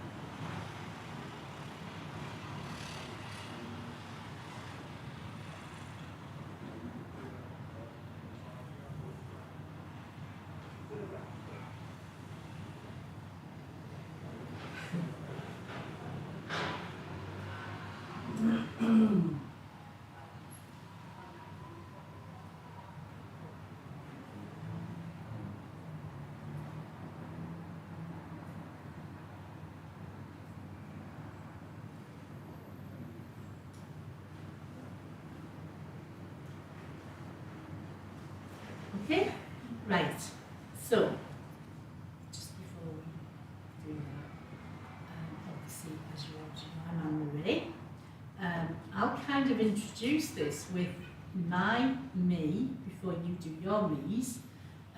So, I'm an out-of-school care club manager. I teach the National Progression Award in Playwork and Childcare. That's at an international women's centre. I teach PDA Level 9 childcare and playwork. That's a final year degree level course. You can only award a degree if you're a university. So training agencies have to award the PDA, Professional Development Award. And I do that to mainly nursery workers and out-of-school care workers. And I assess a quality assurance scheme for the Scottish Out-of-School Care Network, who I used to work for full-time. I'm largely freelance. I am not freelance anymore for the out-of-school club, but I am for everything else. I've already said I'm a member of the Playwork Foundation, and in addition, I mind my grandchildren, well, 4 of them, one day a week, no, one afternoon a week. And that fits beautifully because I work evenings and weekends with my various other roles. So, as you can see, for me, that's kind of why I'm interested in this topic, because I don't have a traditional career. And when we come on to the pros and cons, I'll say a little bit more about that. But anyway, welcome both of you. I think I know one other person who's meant to be coming, but we'll just get going. So, welcome. Okay, so I'm Charlotte. So I'm senior play worker of a small play charity in Cardiff. We focus sort of hyper-locally on one kind of postcode. Right. There's 5 of us all together. We're all self-employed, so obviously with that comes sort of doing your own taxes and things like that, and having to work out your own holidays and things like that. That's interesting as a model. Yeah, it was definitely a little bit sketchy from the beginning. I think it was a, not paying these people sick pay kind of scheme. But to be honest, I prefer it. I prefer the freelance kind of. Yeah, so like working tools. Yeah, definitely prefer that. Because I aim with that, so I'm senior play worker, but I also do the social media posts and organise all the staffing and organise the sessions and then do the payroll for the self-employed staff, and then I write all the funding bids and then evaluate them if we get them. Do community engagement, so we sort of gather together all of the other third sectors in the postcode and we all come together and we sort of community engage there. We try to overlap things that we're all running. Family support, which is definitely not one of the paid ones, but a lot of the parents in the area, they need help with things like their universal credit forms, and I had to sign someone's passport off the other day, and there's just sort of little things like that. The level of education in the area is not high. They have a lot of opportunities. They're very enthusiastic, but they just need a lot of support through these things. So family support is another one. And then any big events then I'll organise as well, like our play day events and things like that. And then at home, mother and partner, so all the things that come with sort of normal family life and school things and cooking things and cleaning things. And how many hours a week do you usually do? We're supposed to do 16. Is that all? Because that was, do you not agree, that was a giant list? It's supposed to do 16 and it definitely goes over that every week. I think I did last month, it was something like 90 hours, and I did 64. And did you really get paid for the 64? No, I put in, I tell them. So there is a real Oh yeah, absolutely. Good, good. And the staff are supposed to be on 16, but we're going to put in another lottery bid soon, and so I'll be going at full time, and they'll be up in their hours a little bit more as well, because obviously the other staff are doing a lot in the background, they're cleaning things, they're refilling things, they're resourcing, some help with the social media stuff, so they're all doing, little bits in the background as well, so their hours need to go up. Okay. I'm Rosa. I'm a play worker and a bench player. I'm also a forest. Oh, really? Are you going to Sean's session later? And I do a bit of work representation with my adults and kids. I'm an artist and a costume maker. That was my training, costume making. I still do a bit less of it. I still do a bit of that sort of thing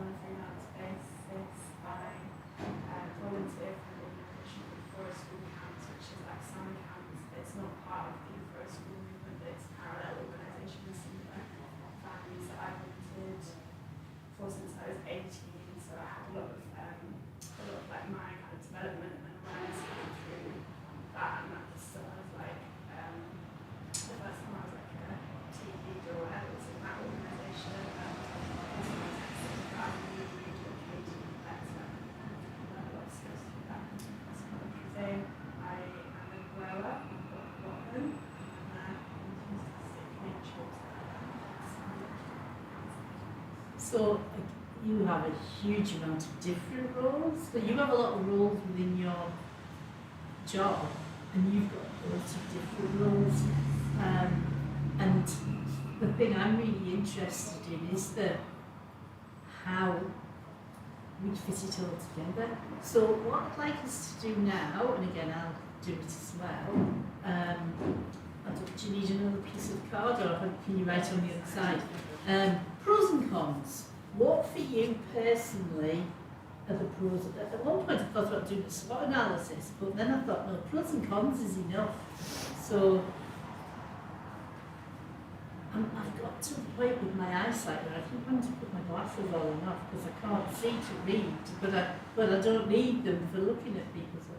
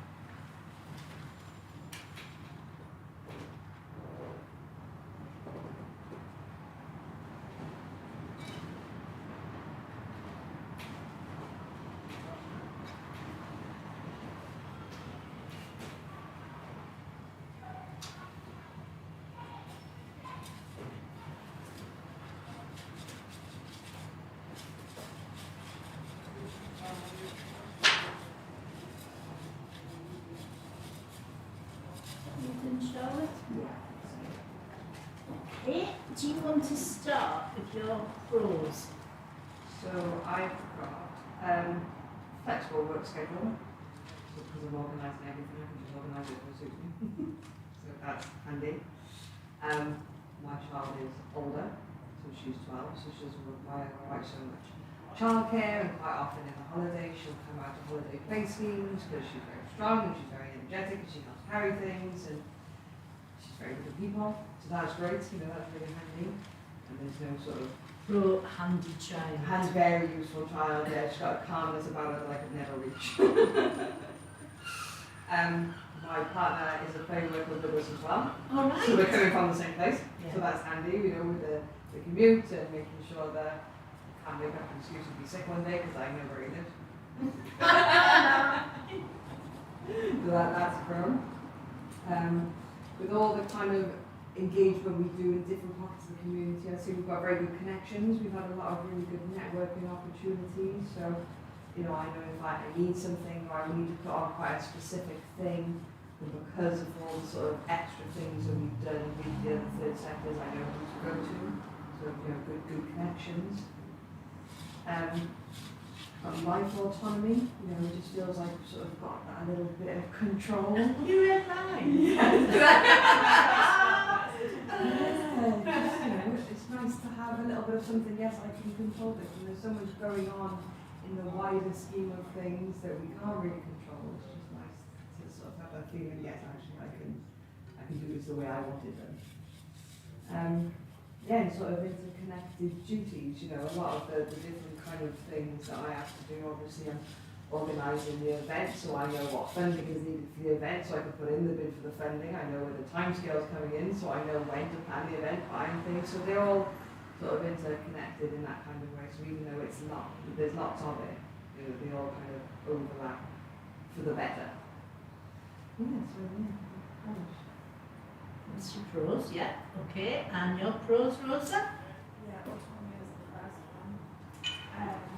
Like diversity of activities and communities,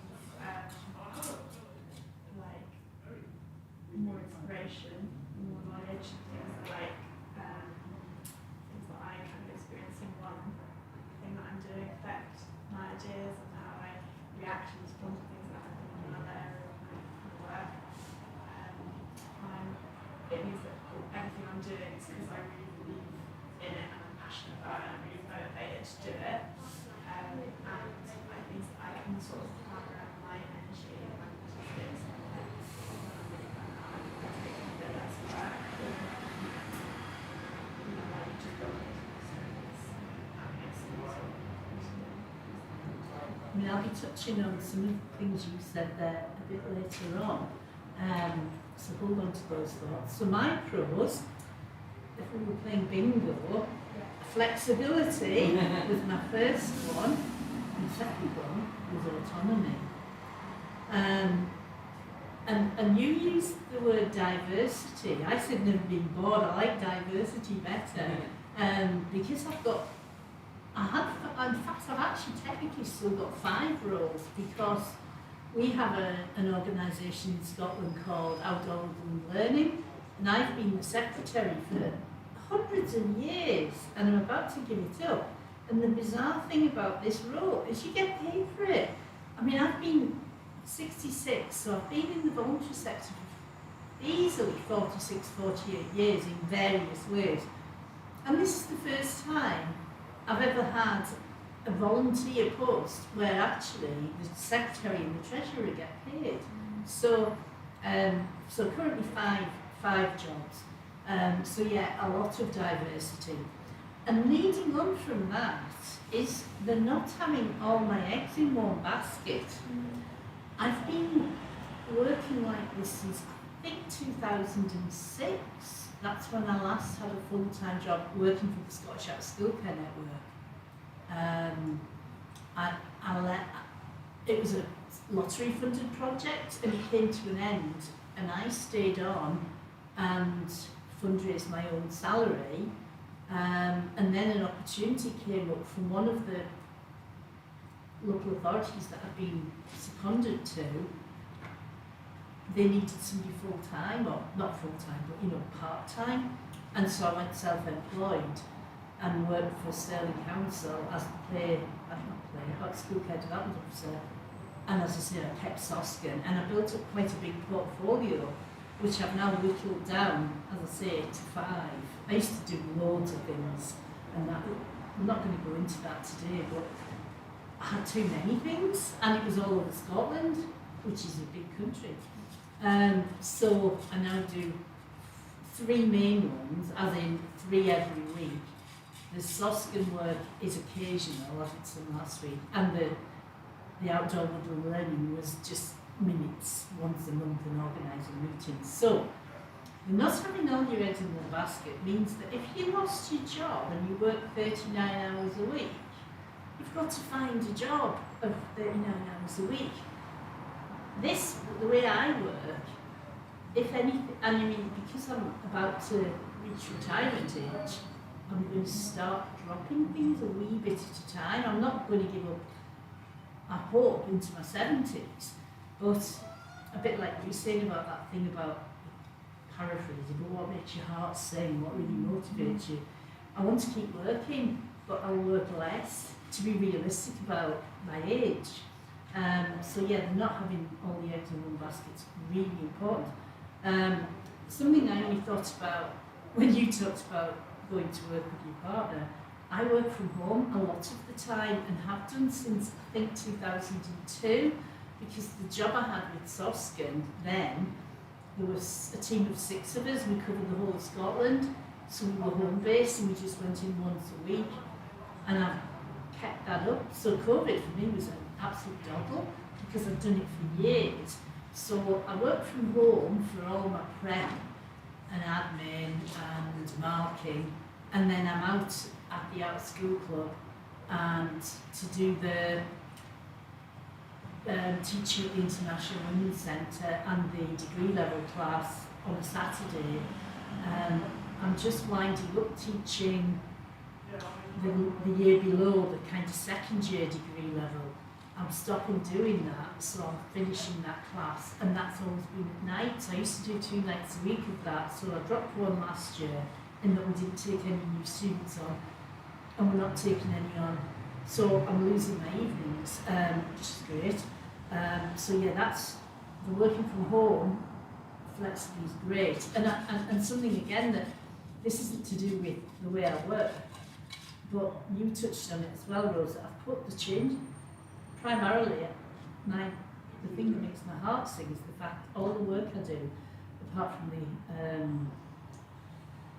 QA work, is about helping women improve their lives, because through education. Hi. So yeah, those are all my pros. So do you want to go next with the cons? What are your negatives? Because you've got a lot there of roles. I think it being financial nightmare is the primary negative, because it's like there's just maybe multiple pathways.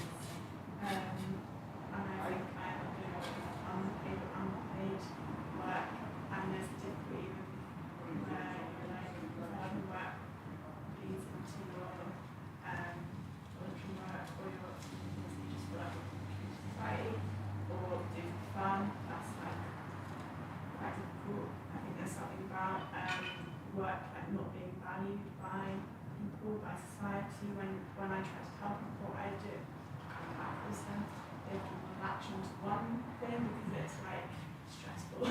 But it's like I'm doing lots of different things, like no security, which I think that word security I was thinking of like to really younger, but I like feel like in the last couple of years I've really like acutely experienced what that can mean when you haven't got housing security and financial security, and just like it's at points it feels like it's just not meaningful. And also I think especially at the moment there's like a really high demand on my evenings and weekends, which is like not how most other people in my life are working, and therefore then there's that sort of distance between me and my community if I'm always working all the time. Yeah, so there's quite a lot, and I think a lot of that's to do with age, in that when you're older, hopefully you will have more stability, both financially in terms of housing, but you're starting out. I'm not though, I'm 28. Yeah, but that's still quite young. Sure, but but I've been working for 10 years. Yeah, so you've had 10 years of, I mean, because, you know, I'm obviously at the total other end of the workforce age from you. And I can remember when I first went self-employed, when we still had a mortgage, and I still had 2 children, well I still have them, but they're now nearly 40, that it was scary. And I don't have that anymore because I've gone much more, it's much more stayed doing these 4 regular contracts. So it's very different to your situation, and I'm really aware of that. And I suppose there's a continuum. Those of us with this lifestyle, this work style we could call it, but it is lifestyle as well, there is a continuum, and I know because of age, the fact I don't have a mortgage anymore, the fact that my parents have died and left, I've got a cushion because my parents have died, and so I know that's so different, you know, so it's my cons are tiny in comparison. I've got being always on call. This morning when I was in Penny's session on the write and play, I had to deal with 3 different, well no, there were 2 work things in there in that session, and I'd already dealt with one of my other work things earlier on in the morning. Everybody knows I'm away, but still always on call. But that's nothing compared to housing insecurity or not knowing if you've got a contract or whatever, so it's very different. And again, minute in comparison, but just competing deadlines. I don't know whether you feel that, even though you're in the same organisation, but I find I've had a really tough few weeks because I've had marking for various different pieces of work, and it's just felt too much. And I was going to do a webinar for, one of the things I wanted to talk about was what we're doing in the Playwright Foundation. We do fortnightly webinars, and I was due to do one on Wednesday next week on mental health, which I feel really ties in with this. And I realised I was so burnt out that my own mental health was going to be really compromised, so I've put it back to May. The other thing we're going to be doing, which I'm taking the lead on, that again ties in with this, is we're going to pilot a kind of support session, because for me one of the biggest issues we have in the sector is that lack of support, because people have fairly complex work patterns. So we'll trial it for 6 sessions in the autumn, and it's basically come along and, you know, virtual cup of tea, you know, you can have a real cup of tea, but we'll all be in our different places, because I feel as if the issues that people have can all be shared, and I'm, you know, able to say a lot of the, you know, if you look at Maslow, a lot of the lower down ones I don't have anymore, but I certainly have had in the past. So that was the pros, that was the cons. Charlotte, what were your cons? Yeah, a couple of similar ones. Like going back to what you said about working from home, I think you found it quite easy because you've already done it that way. I found that I don't have a switch off point, so there's no sort of end of the work day. And I'll sort of, they laugh at me because I'll get emails like 11 o'clock at night and you'll be from my chairperson because she doesn't know how to switch off either. And then we're just answering, we're doing work things like 11 o'clock at night. You know, Jane Hawkshaw has emailed me like 1 o'clock in the morning because she doesn't sleep either. But I've like emailed her back straight away, and there is no Jane switch off. Hawkshaw in Cardiff in November, I think. And I can't remember whether she was running the workshop or whether she was at it, but yeah. As in, she just doesn't stop either. So it's kind of finding that point where, no, your workday has finished. I never seem to, I don't find that, of course, because I've got another play worker living with me. We're constantly talking play work things all the time, so there is no kind of end to it. And then, yeah, like having to prioritise things as well. Like sometimes things sort of get swept under the rug a little bit, and then eventually when I sort of go back to them, it's like, oh, this should have done ages ago, or that needed reviewing ages ago, or oh, that email should have been answered, and now that deadline's gone or something, because there were just sort of so many things that come at you all at once. So yeah, sort of having to prioritise things sometimes can be quite stressful, especially when you want to give your full attention to to everything. You can't possibly do. I think you might everything. recognise that syndrome where you've got a plan, but something happens and you have to stop the funding application because something's happened that you have to deal with. And I think that's a really common one that we try to be focused, but we often can't be. I have to say the not switching off one for me works really well in that I like to work 24/7, but not all of the 24/7. I like the fact that if I don't want to do something one morning, I don't have to, but I'll work at night and I'll work at week. I do work 365, 24/7, but with huge amounts of downtime, which is something we'll go on to.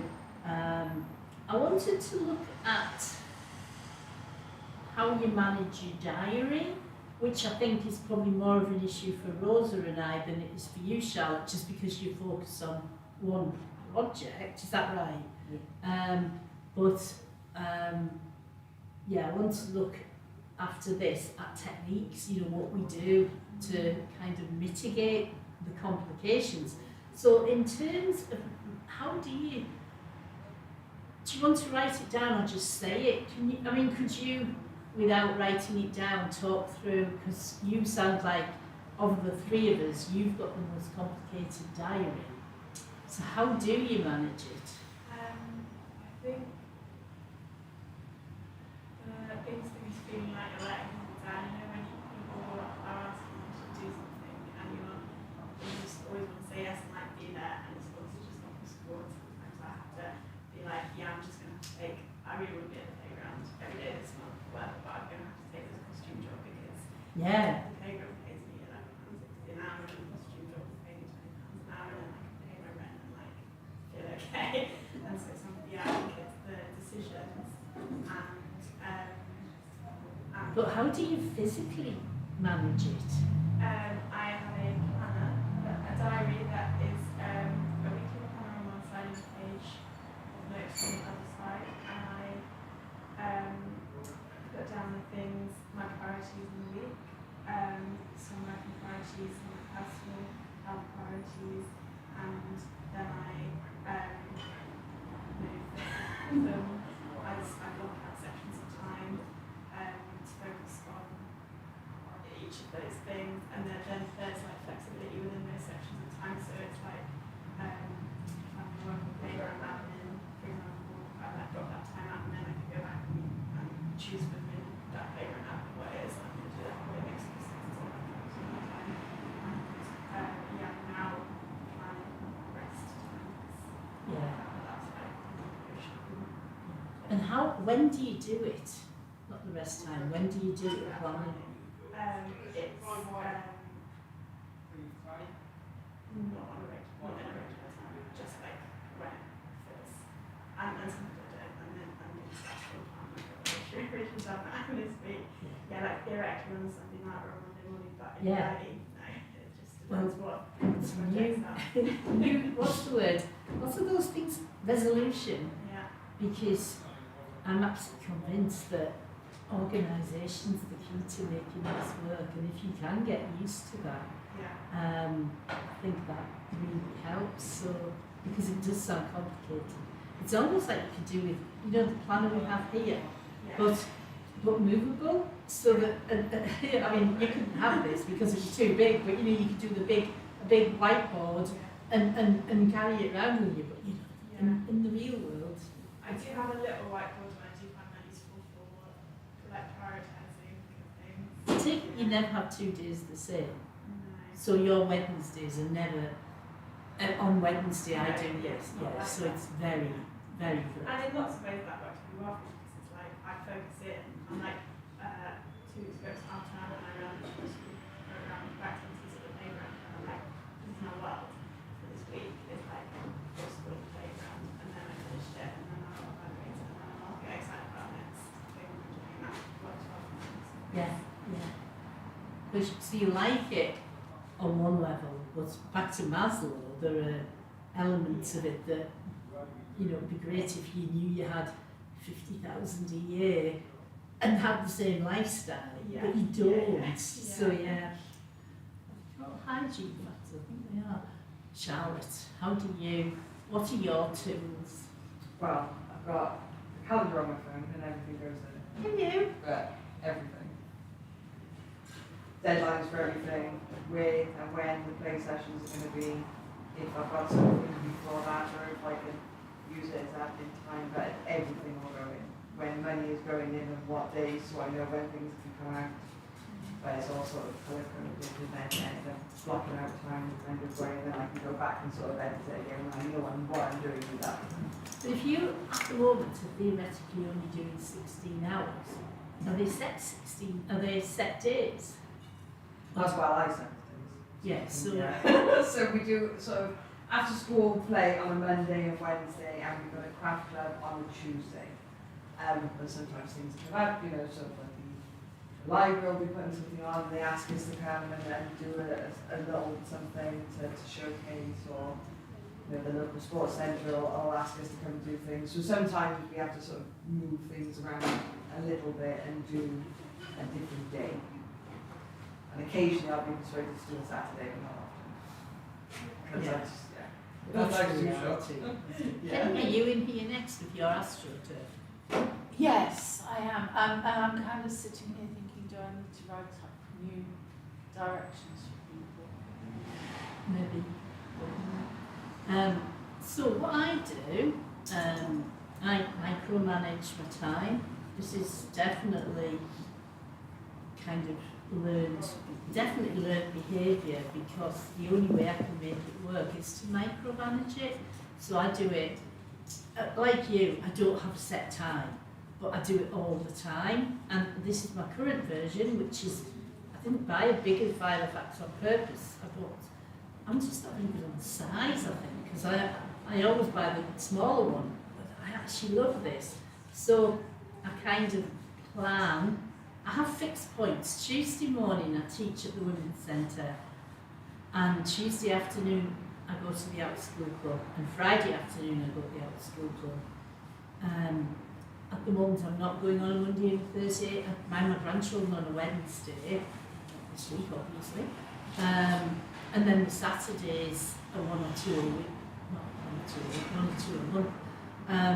So I find I need to really get everything in. So I've currently got this quite big diary, and again by accident I always used a to-do list book, which meant I had two things I was carrying around, a Filofax, and you'll know the things I mean, the kind of ring band like that but bigger.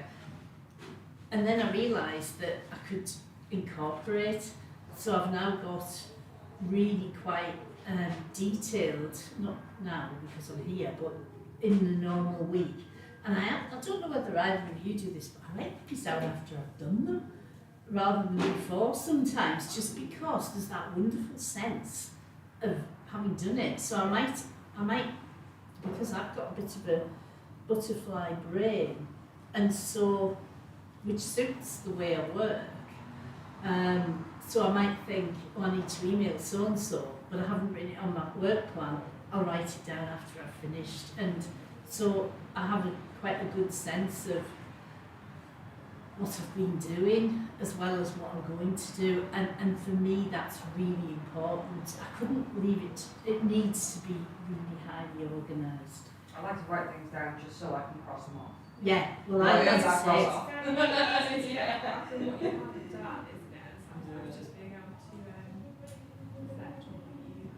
Yeah, oh, it's great. I mean, I really like that giant list that didn't start as giant because of things coming up.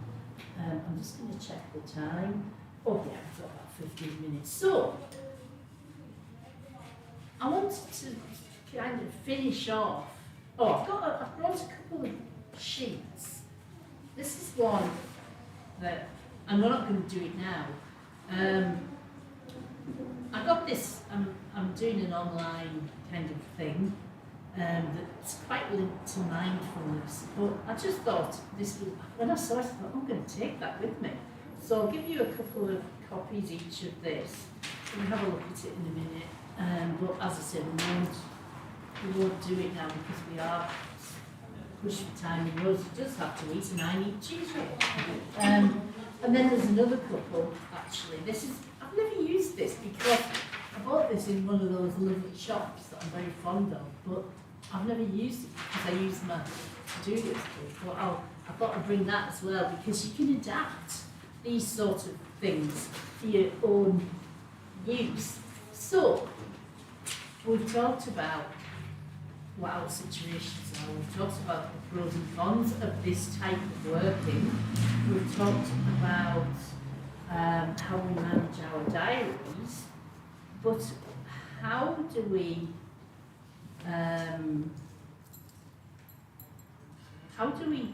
look after ourselves? You know, I mentioned the fact that we're going to be running the kind of networking support sessions through the Playwork Foundation to kind of deal with this issue of lack of support.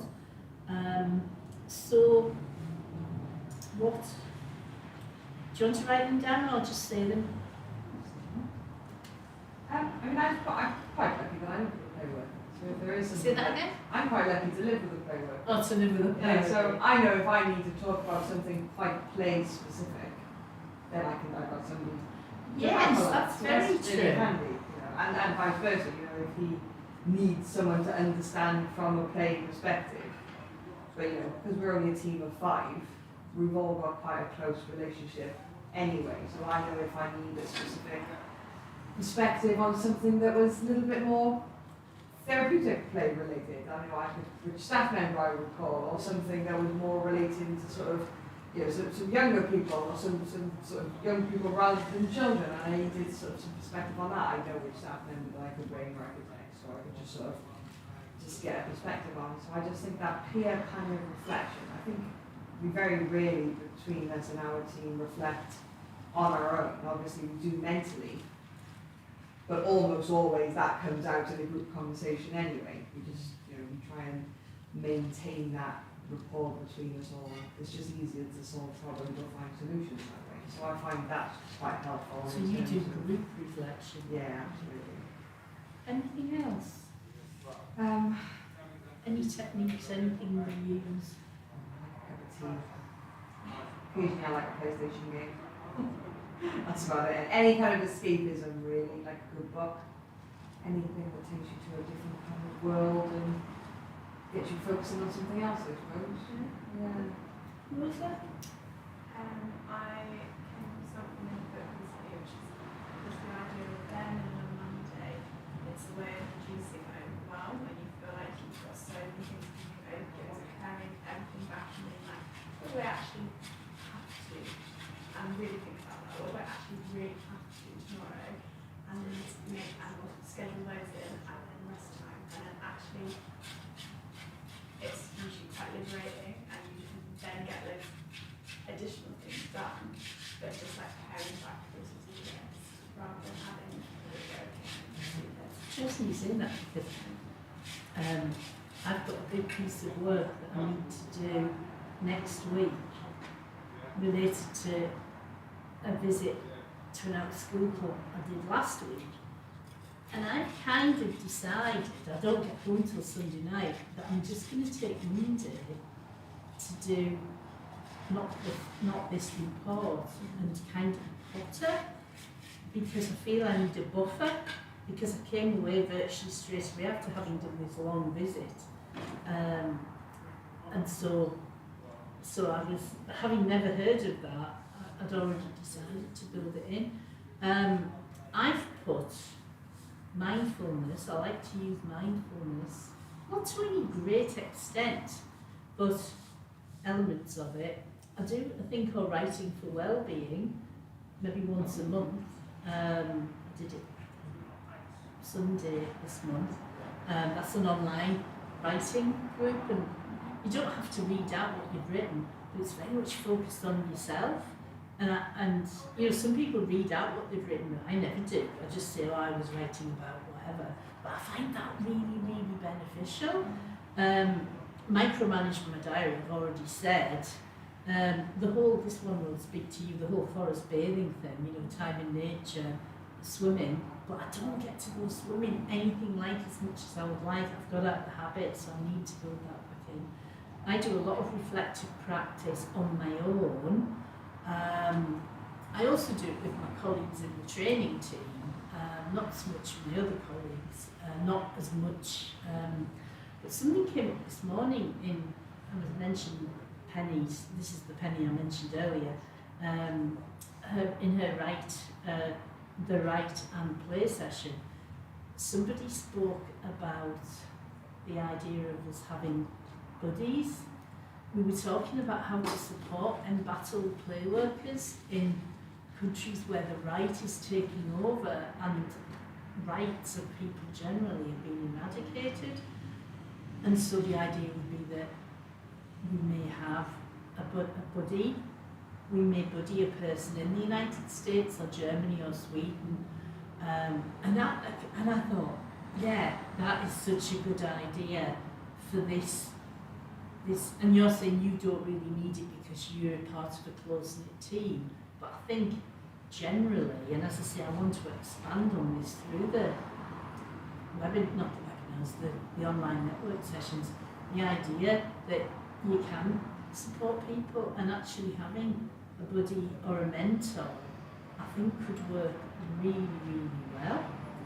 And I think, yeah, so Rosa, I think that's all I want to say for now. Rosa, what's about you? Yeah, I would say that, like, networking, where I have definitely felt quite isolated afterwards. So how many different roles do you have?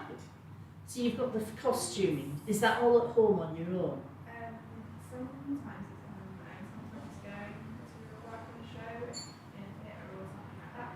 So meeting people and actually but on a short-term basis. Yeah. I do that sometimes for university as well, so I'll manage a team of students so that they get to learn how to do that through doing it.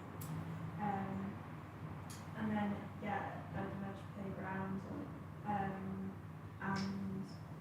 I work on my friend runs these sort of psychology camps. Yeah. And those, I run some like workshops. So I don't know. So it's loads, isn't it? I guess for me it all feels like a similar role, but that I do on some different Yeah. things. It's very much how mine used to be before I got it down to 5 things and now 4. So finding people who maybe can relate, I think that's something I've got better at recently, is thinking, well, I find this aspect I maybe talk to a freelance artist or somebody else about that because they will understand it.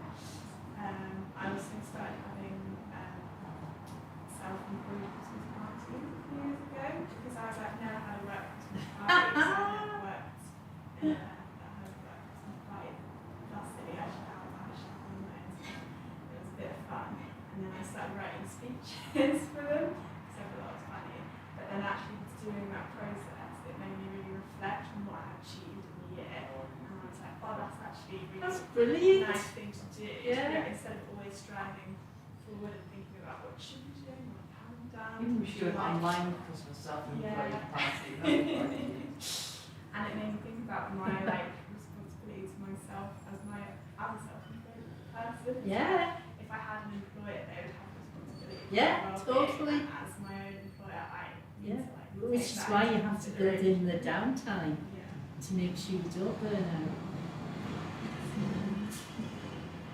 But you sound very much like your leisure things are very, very linked with your pain things anyway. Yeah, definitely. But there is just a quality of like rest there. It's the removal of having to do something makes it very restful. Things that being able to go out and just do it and just sit quietly. As opposed to something else which could be really enjoyable but has demands attached to it. And that's sort of work. And are you good at saying no? I think I've definitely got better at it. I'm better at asking for money and like voting That's for good. my time and Good. things like that. Yeah. Well, I think that's a good point on which to end. Has anybody got anything they want to say in terms of just any last thoughts on this sort of hybrid, flexible working? No, I just think it's nice to be able to kind of talk about these things. You know, like you said, it can be quite a lonely kind of experience sometimes. I mean, being a play worker itself can sometimes be quite a lonely thing because not a lot of people really understand where you're coming from, even now. One factor, which, I'm really interested in the self-care thing. When you're a play worker, especially if you're in charge, you've got to look after the children, obviously, the staff, and the parents. And if you're unlucky enough, like I am, to work in a school, you've got that horrendous situation. So you've got to be so many things to so many people. And as I say, for me, it's always been who supports the manager, especially because voluntary management committees very rarely have anybody on them who knows the sector. They haven't a clue of the fact that, I've got devolved management, which means I don't have to worry about the financial side of things as such, not the practical side of it. And I think that works because I really believe nobody's good at everything, but a lot of our school care managers and other small projects, the manager has to do everything. That even in a big company, you'd have hundreds of people doing all the functions. These small businesses, the manager often has to do everything, and I don't think it's a good model at all, and I don't think I've done it in the past and I've burnt out, and I wouldn't do it again. I do have, there's 4 of us that do completely different roles, and I think that's, I suppose to sort of have into your strengths. That's probably one of the biggest pros actually of what we're talking about. You're never going to take a contract for something that you're absolutely dire at, because why would you? Because you don't have to. You work in a team of 5, you probably wouldn't be the person doing the thing that you're not very good at, because why would you when there's a choice? So I think that's something always to bear in mind, that hopefully at that level we don't have to be all things to all people if we can say I can do this, and you're saying you're getting better at setting the boundaries. So, well done. So lovely to meet you both, and you can eat. Hopefully they haven't removed the food. Thank you. They were late putting it out, so they better It not was be very late. late. Yeah. Yeah, it was very late. Oh, I don't think that's my pen. Or is it not? No. Always take Yeah, always take pen. Yeah, they always say never pass the toilet, never mistaking a pen. Oh, free food, I say. Don't sit down free food, don't eat your product.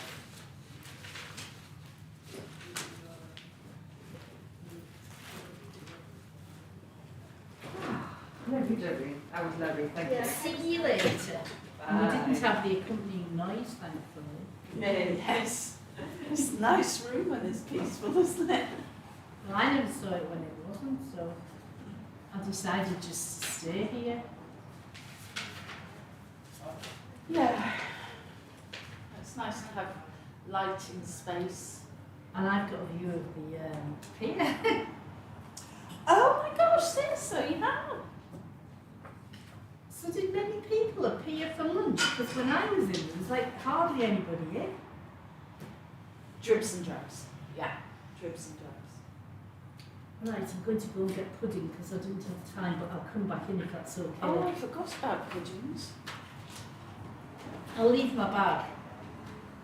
Yes, I'm not going in. Well, I might nip to the loo, but that's...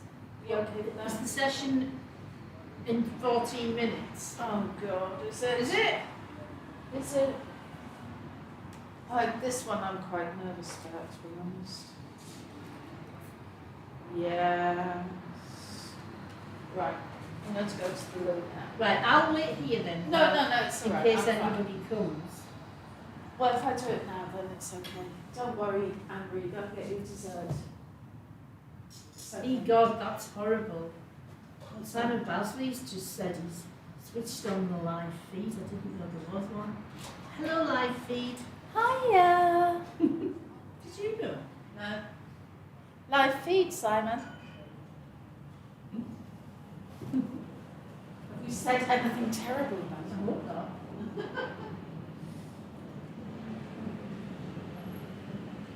Right. Except me going to the loo, talking about just a great deal and doing.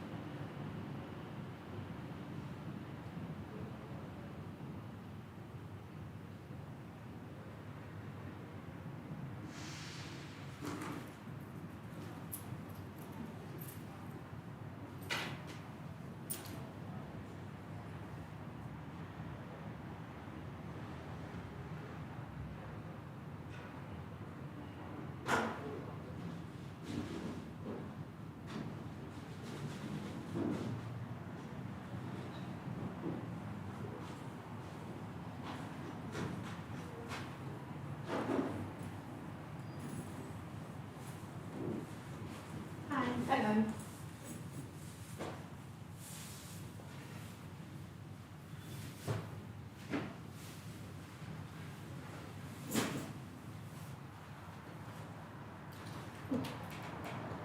Penny's just nipped to the loo. She's coming back in a minute. Just,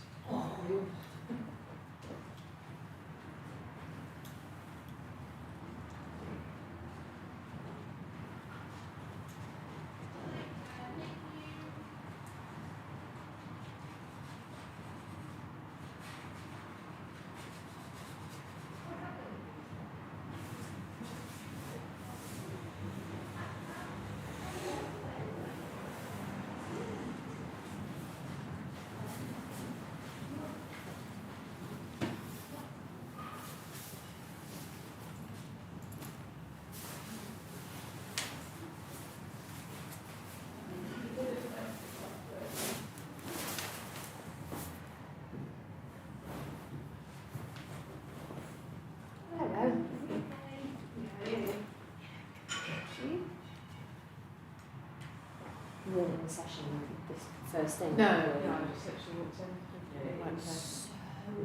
It was so big noisy. Oh, was it? There was work going on outside. Like, what have you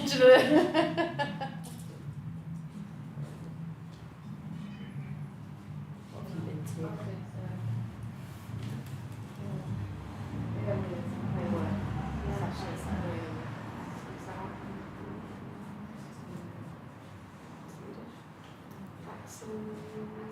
Yes.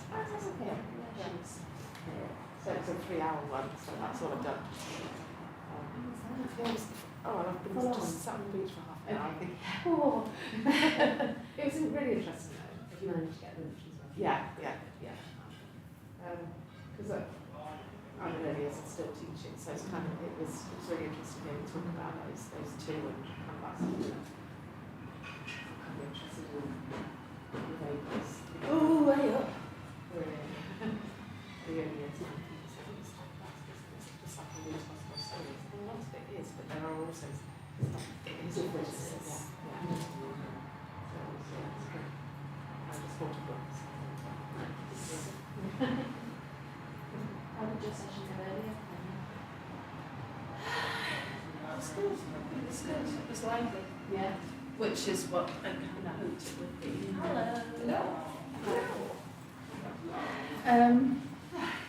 Yeah, lots of really insightful comments. Yeah, it's just a cracking bunch of people. I'm saying this because we're being live streamed. How are you? Oh, I had a meeting with Ash. I went to do Ash. She's going to do my opening. And so I did some preparation. That's actually going to anything else. So you've been outside? I had a swim this morning, but then I just getting the other stuff done I need to systems. Just like, I think it was really a couple of the teacher background, I'm probably more methodical than myself. And so like, Yeah. I'm doing a bit of like organise. To organise it, yeah. Yeah. Drops and picking them up again, sorting that out. And you, what have you been up to? I went to one of our public principals this morning. Oh, yeah.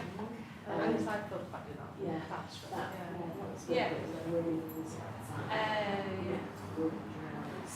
And then I just got off Fraser Brown's, Fraser Brown had a pretty good. So he's doing now for Play Wales on data completion, so you can kind of read what he Right, wrote okay. about. And then went for a walk and I did go to the beach with fire on the beach, but I didn't actually get on the beach. I just smell it.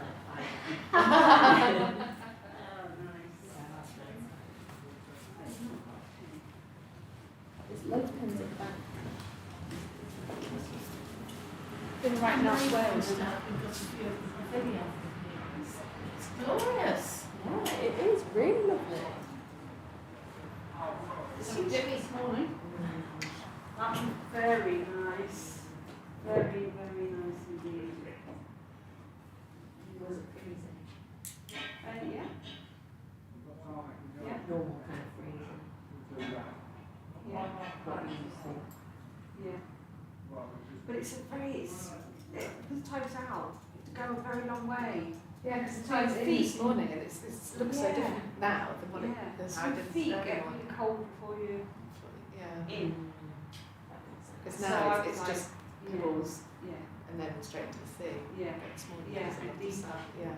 You have to walk quite a bit. Hey, how that's all right. Good. Needed, so it's very, very good. Are you a sea swimmer? Any? Good God. I've been bearing my body both to the public and the elements. No, I used to. I grew up swimming in the sea.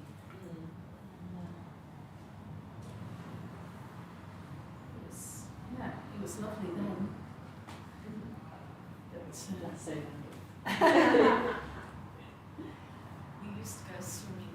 I say swimming, I use that in the loosest possible sense on Christmas Day. So we used to run into the water and run out again. Sometimes it's very therapeutic, isn't it? Just like, It was just a dare. It was just a dare. But just there. yeah. No one knew it was therapeutic in those days.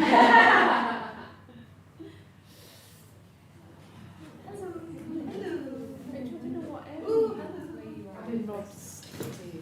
Oh, yeah.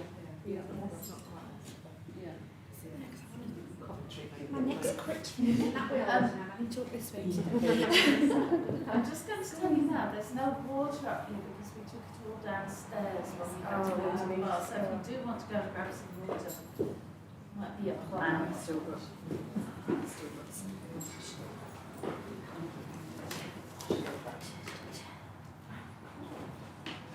Yeah, so how It's all right, yeah, I've done well, since September I started. yeah. I do it 3 days a week and still teach 2 days a week. Just until the summer. Then I'll go full time. All right. it's hard jumping to 2. Yes. I've done it. They've put It's big hard to things, do. they've put big money and great. So yeah, I'm really enjoying Ah, it. It's full on. I mean, there's, you know, it's I think I haven't really touched the ground yet, don't you? Because I'm sort of working with Rob to start with, and then Apparently I'm not in obviously doing my research now. So, all done up to level up done lots, and then they're all coming into Dev 2 now. I've only watched a couple, so I'll do those. But once I get started on those next week, it's kind of the next thing. I think, oh yeah, I could do that now. You know, just about to be. I don't shake my doing this anymore. You know, but everything is, it's all new. But I am. It's a lot to learn. It is. And it's that kind of. I do know more than they do. I know I do. But it's understanding that, and I think when you. I'm a teacher, so you kind of. You've never sort of had. Because you just do what you do. As a teacher, you don't really share it in the wider sense. You just get on with the job. Don't you? But yeah, it's a welcome relief from assistant head of safeguarding lead and all those sorts of things. So yeah, I'm definitely looking forward to September.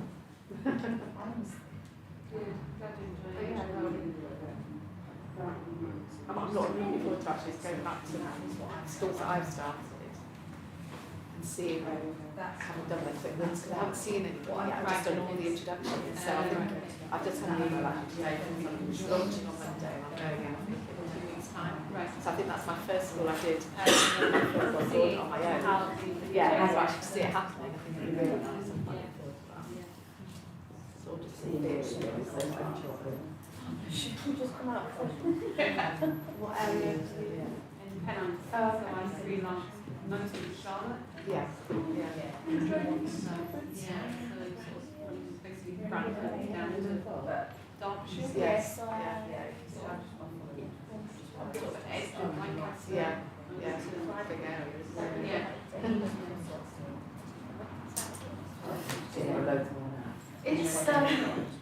It's 14 minutes past 2. That's a little bit early. We'll give people 2 more minutes. Just about. One minute. 1 minute. 85 seconds. Well, you keep counting until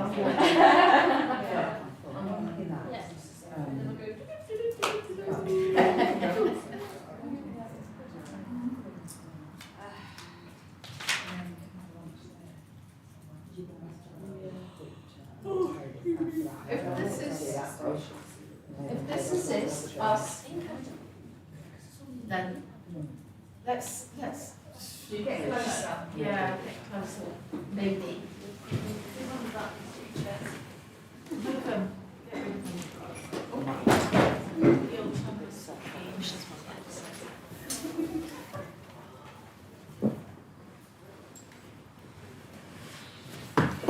And at some point, I just need someone to write things down. Just in a quick. Oh. No, that's not happening.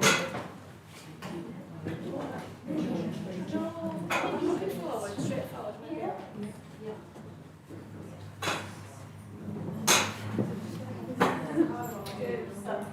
Still see that. Yeah. I don't want you to miss anything. Come on down. Can you still see? I'm going to lurk a bit. I'm going to lurk at the back. No, this is just Just In that sense. Is that good? Yeah.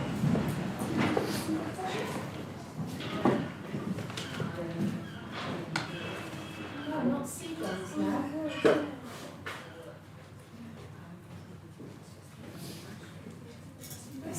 I know, I love it. I feel ridiculous now. Can't be the only one on the background.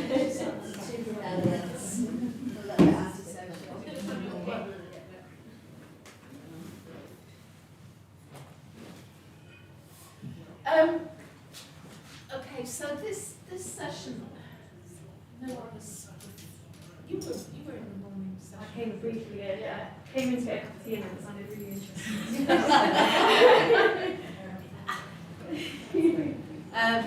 So this morning's session was quite unprepared and depended on discussion. I've written a lot of this afternoon's presentation, partly because I started developing it a lot earlier. But I don't think I'm going to read it all because it's not nice. It's not nice to read at you. But in some bits I will read. Okay, so some bits will be read and some bits won't. You can make one big circle if you like. I don't want it to be like circle time, but at the same time I don't want to shout. And there's some very aggressive seagulls in the area. Precisely. Stealing chips, shouting in the presentation.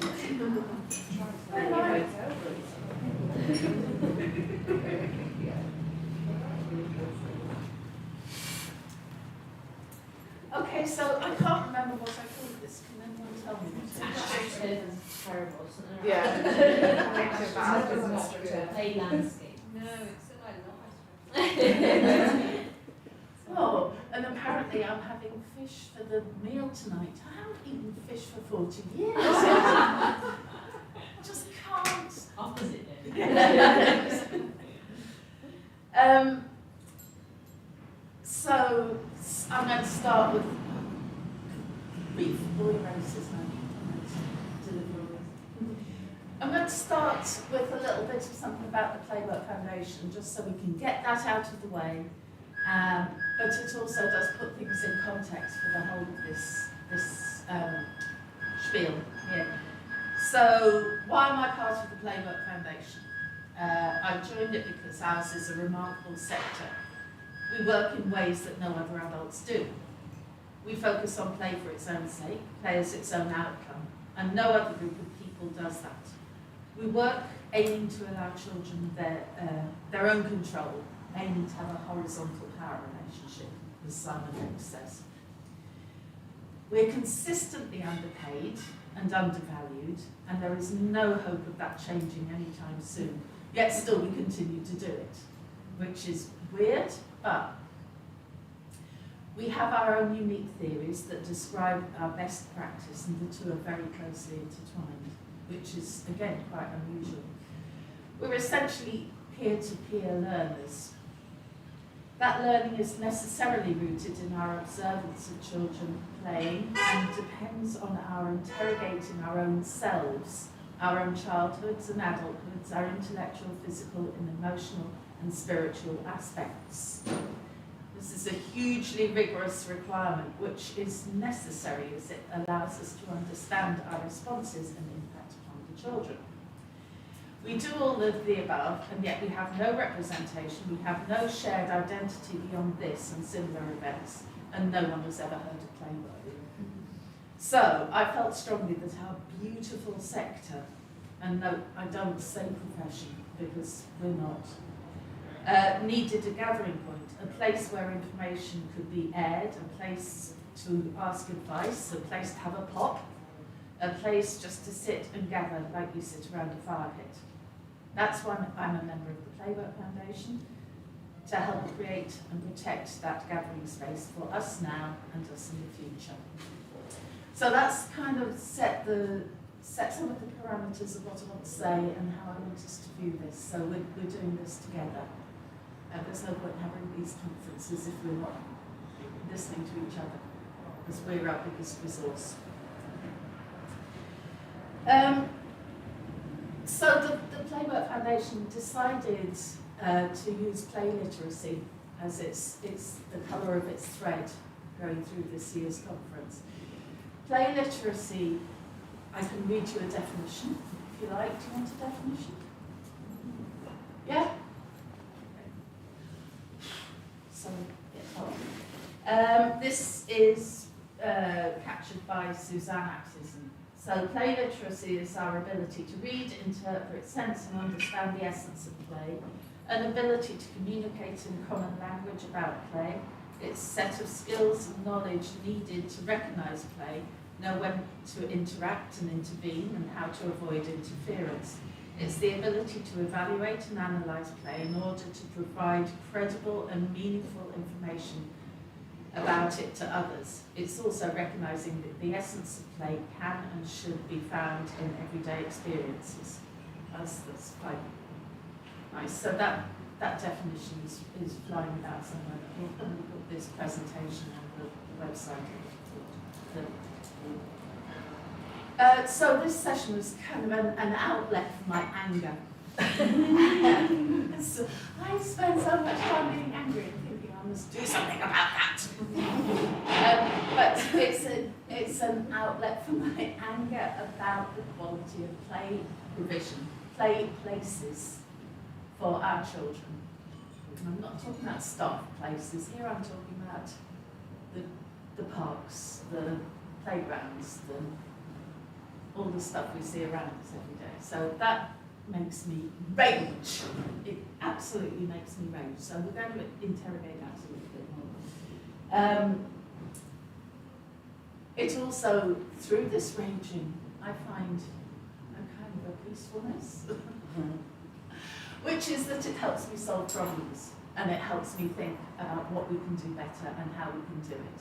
So hopefully I'll take you through the anger stage and we'll get to the what can we do about it stage. So I started with AstroTurf because where else would you start? So I gathered some facts about AstroTurf. Here are some AstroTurf facts. By the way, I consider AstroTurf to be an indicator of play illiteracy. So, facts about AstroTurf. Thank you, Wikipedia. It was developed in the 1960s by Monsanto, primarily for use on sports fields and frequently replaced living turf. AstroTurf gets so hot that it melts the plastic spikes of baseball players in the bottoms of their shoes, and when they're wearing metal spikes, it burns their feet.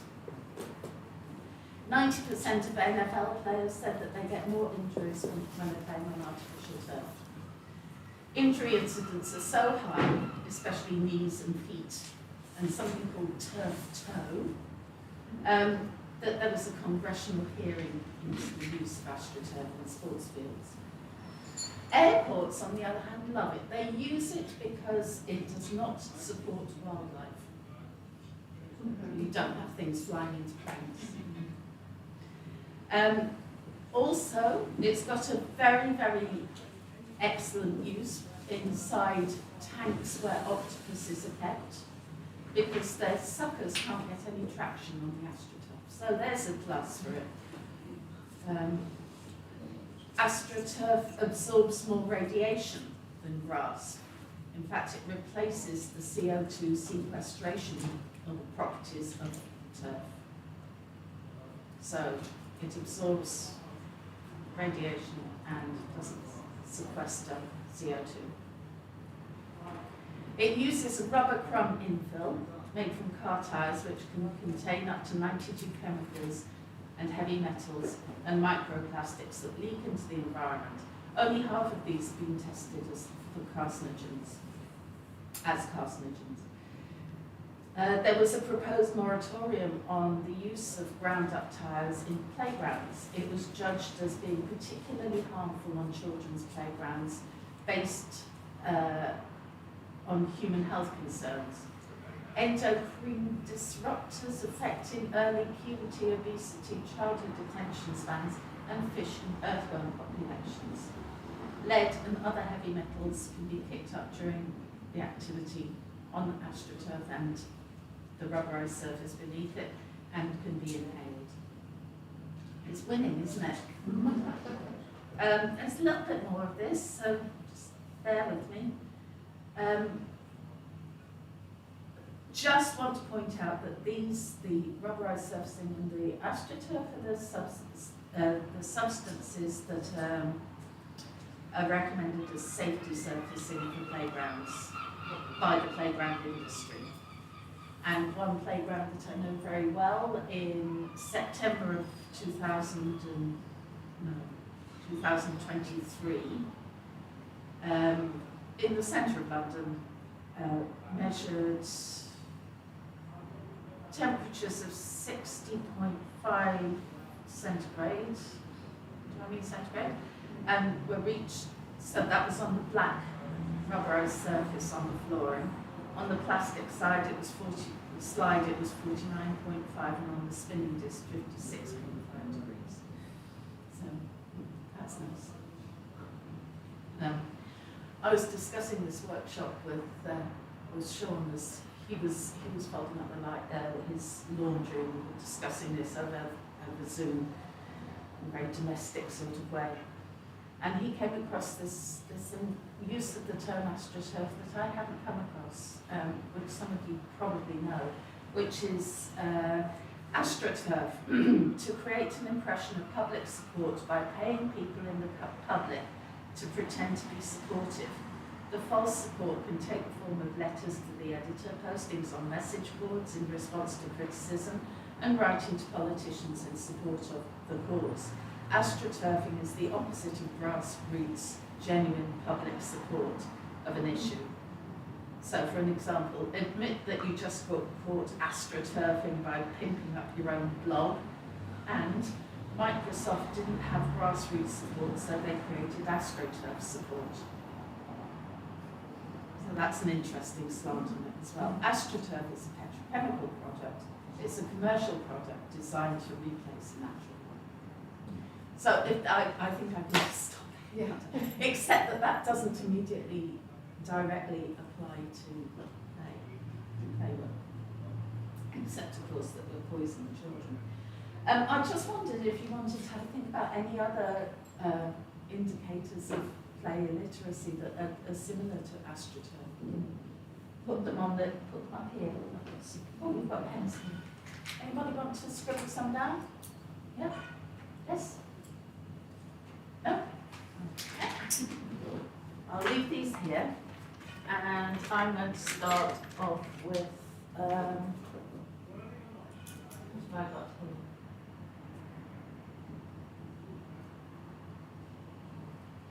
So on playgrounds, an indicator that a place was supposed to be a play space, and something that sends out a signifier that it's a play space, but that signifier is in fact play illiterate, would be like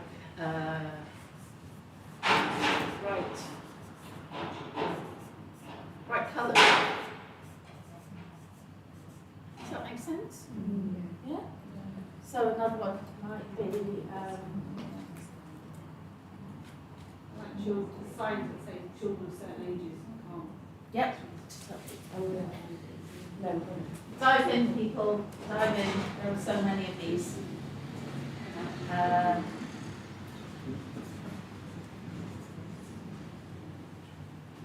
Anyone else?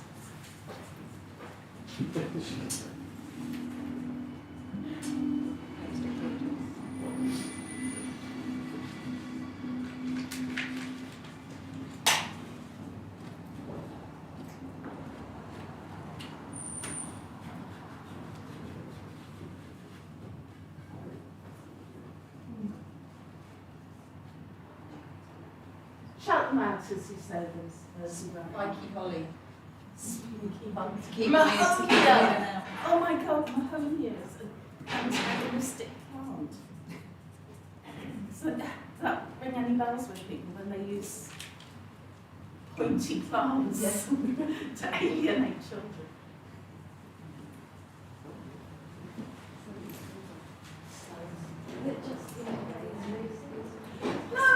No, generally. I'm quite happy to hear that.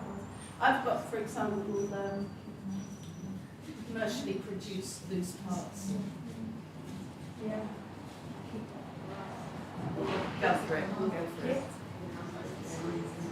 Yeah. Oh my God, paper plates with ball eyes. Oh. Yes. In fact, that's down on my list.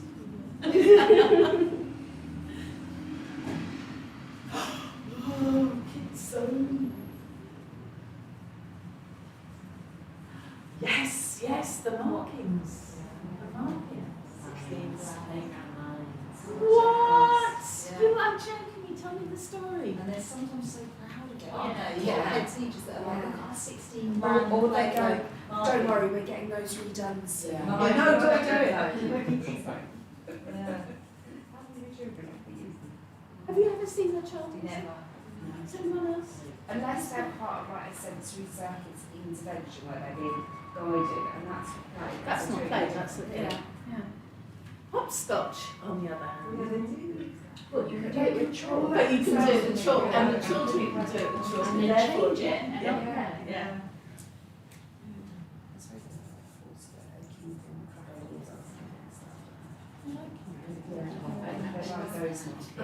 Next instinct, darling. Oh Next God, Saturday. body benches. We've seen body bench. I've got, right, this is controversial. Oh, uh-oh, here she goes.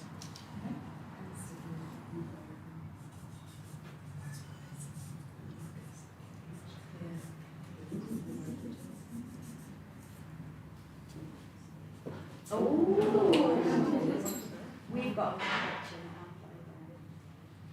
I heard you talk about this again, I think you know what you're going to say. How does it work? It's one of the most popular features. I mean, it's covered in sand and mud and wood chip, and loads of random pots, pans, cooking utensils, loose parts.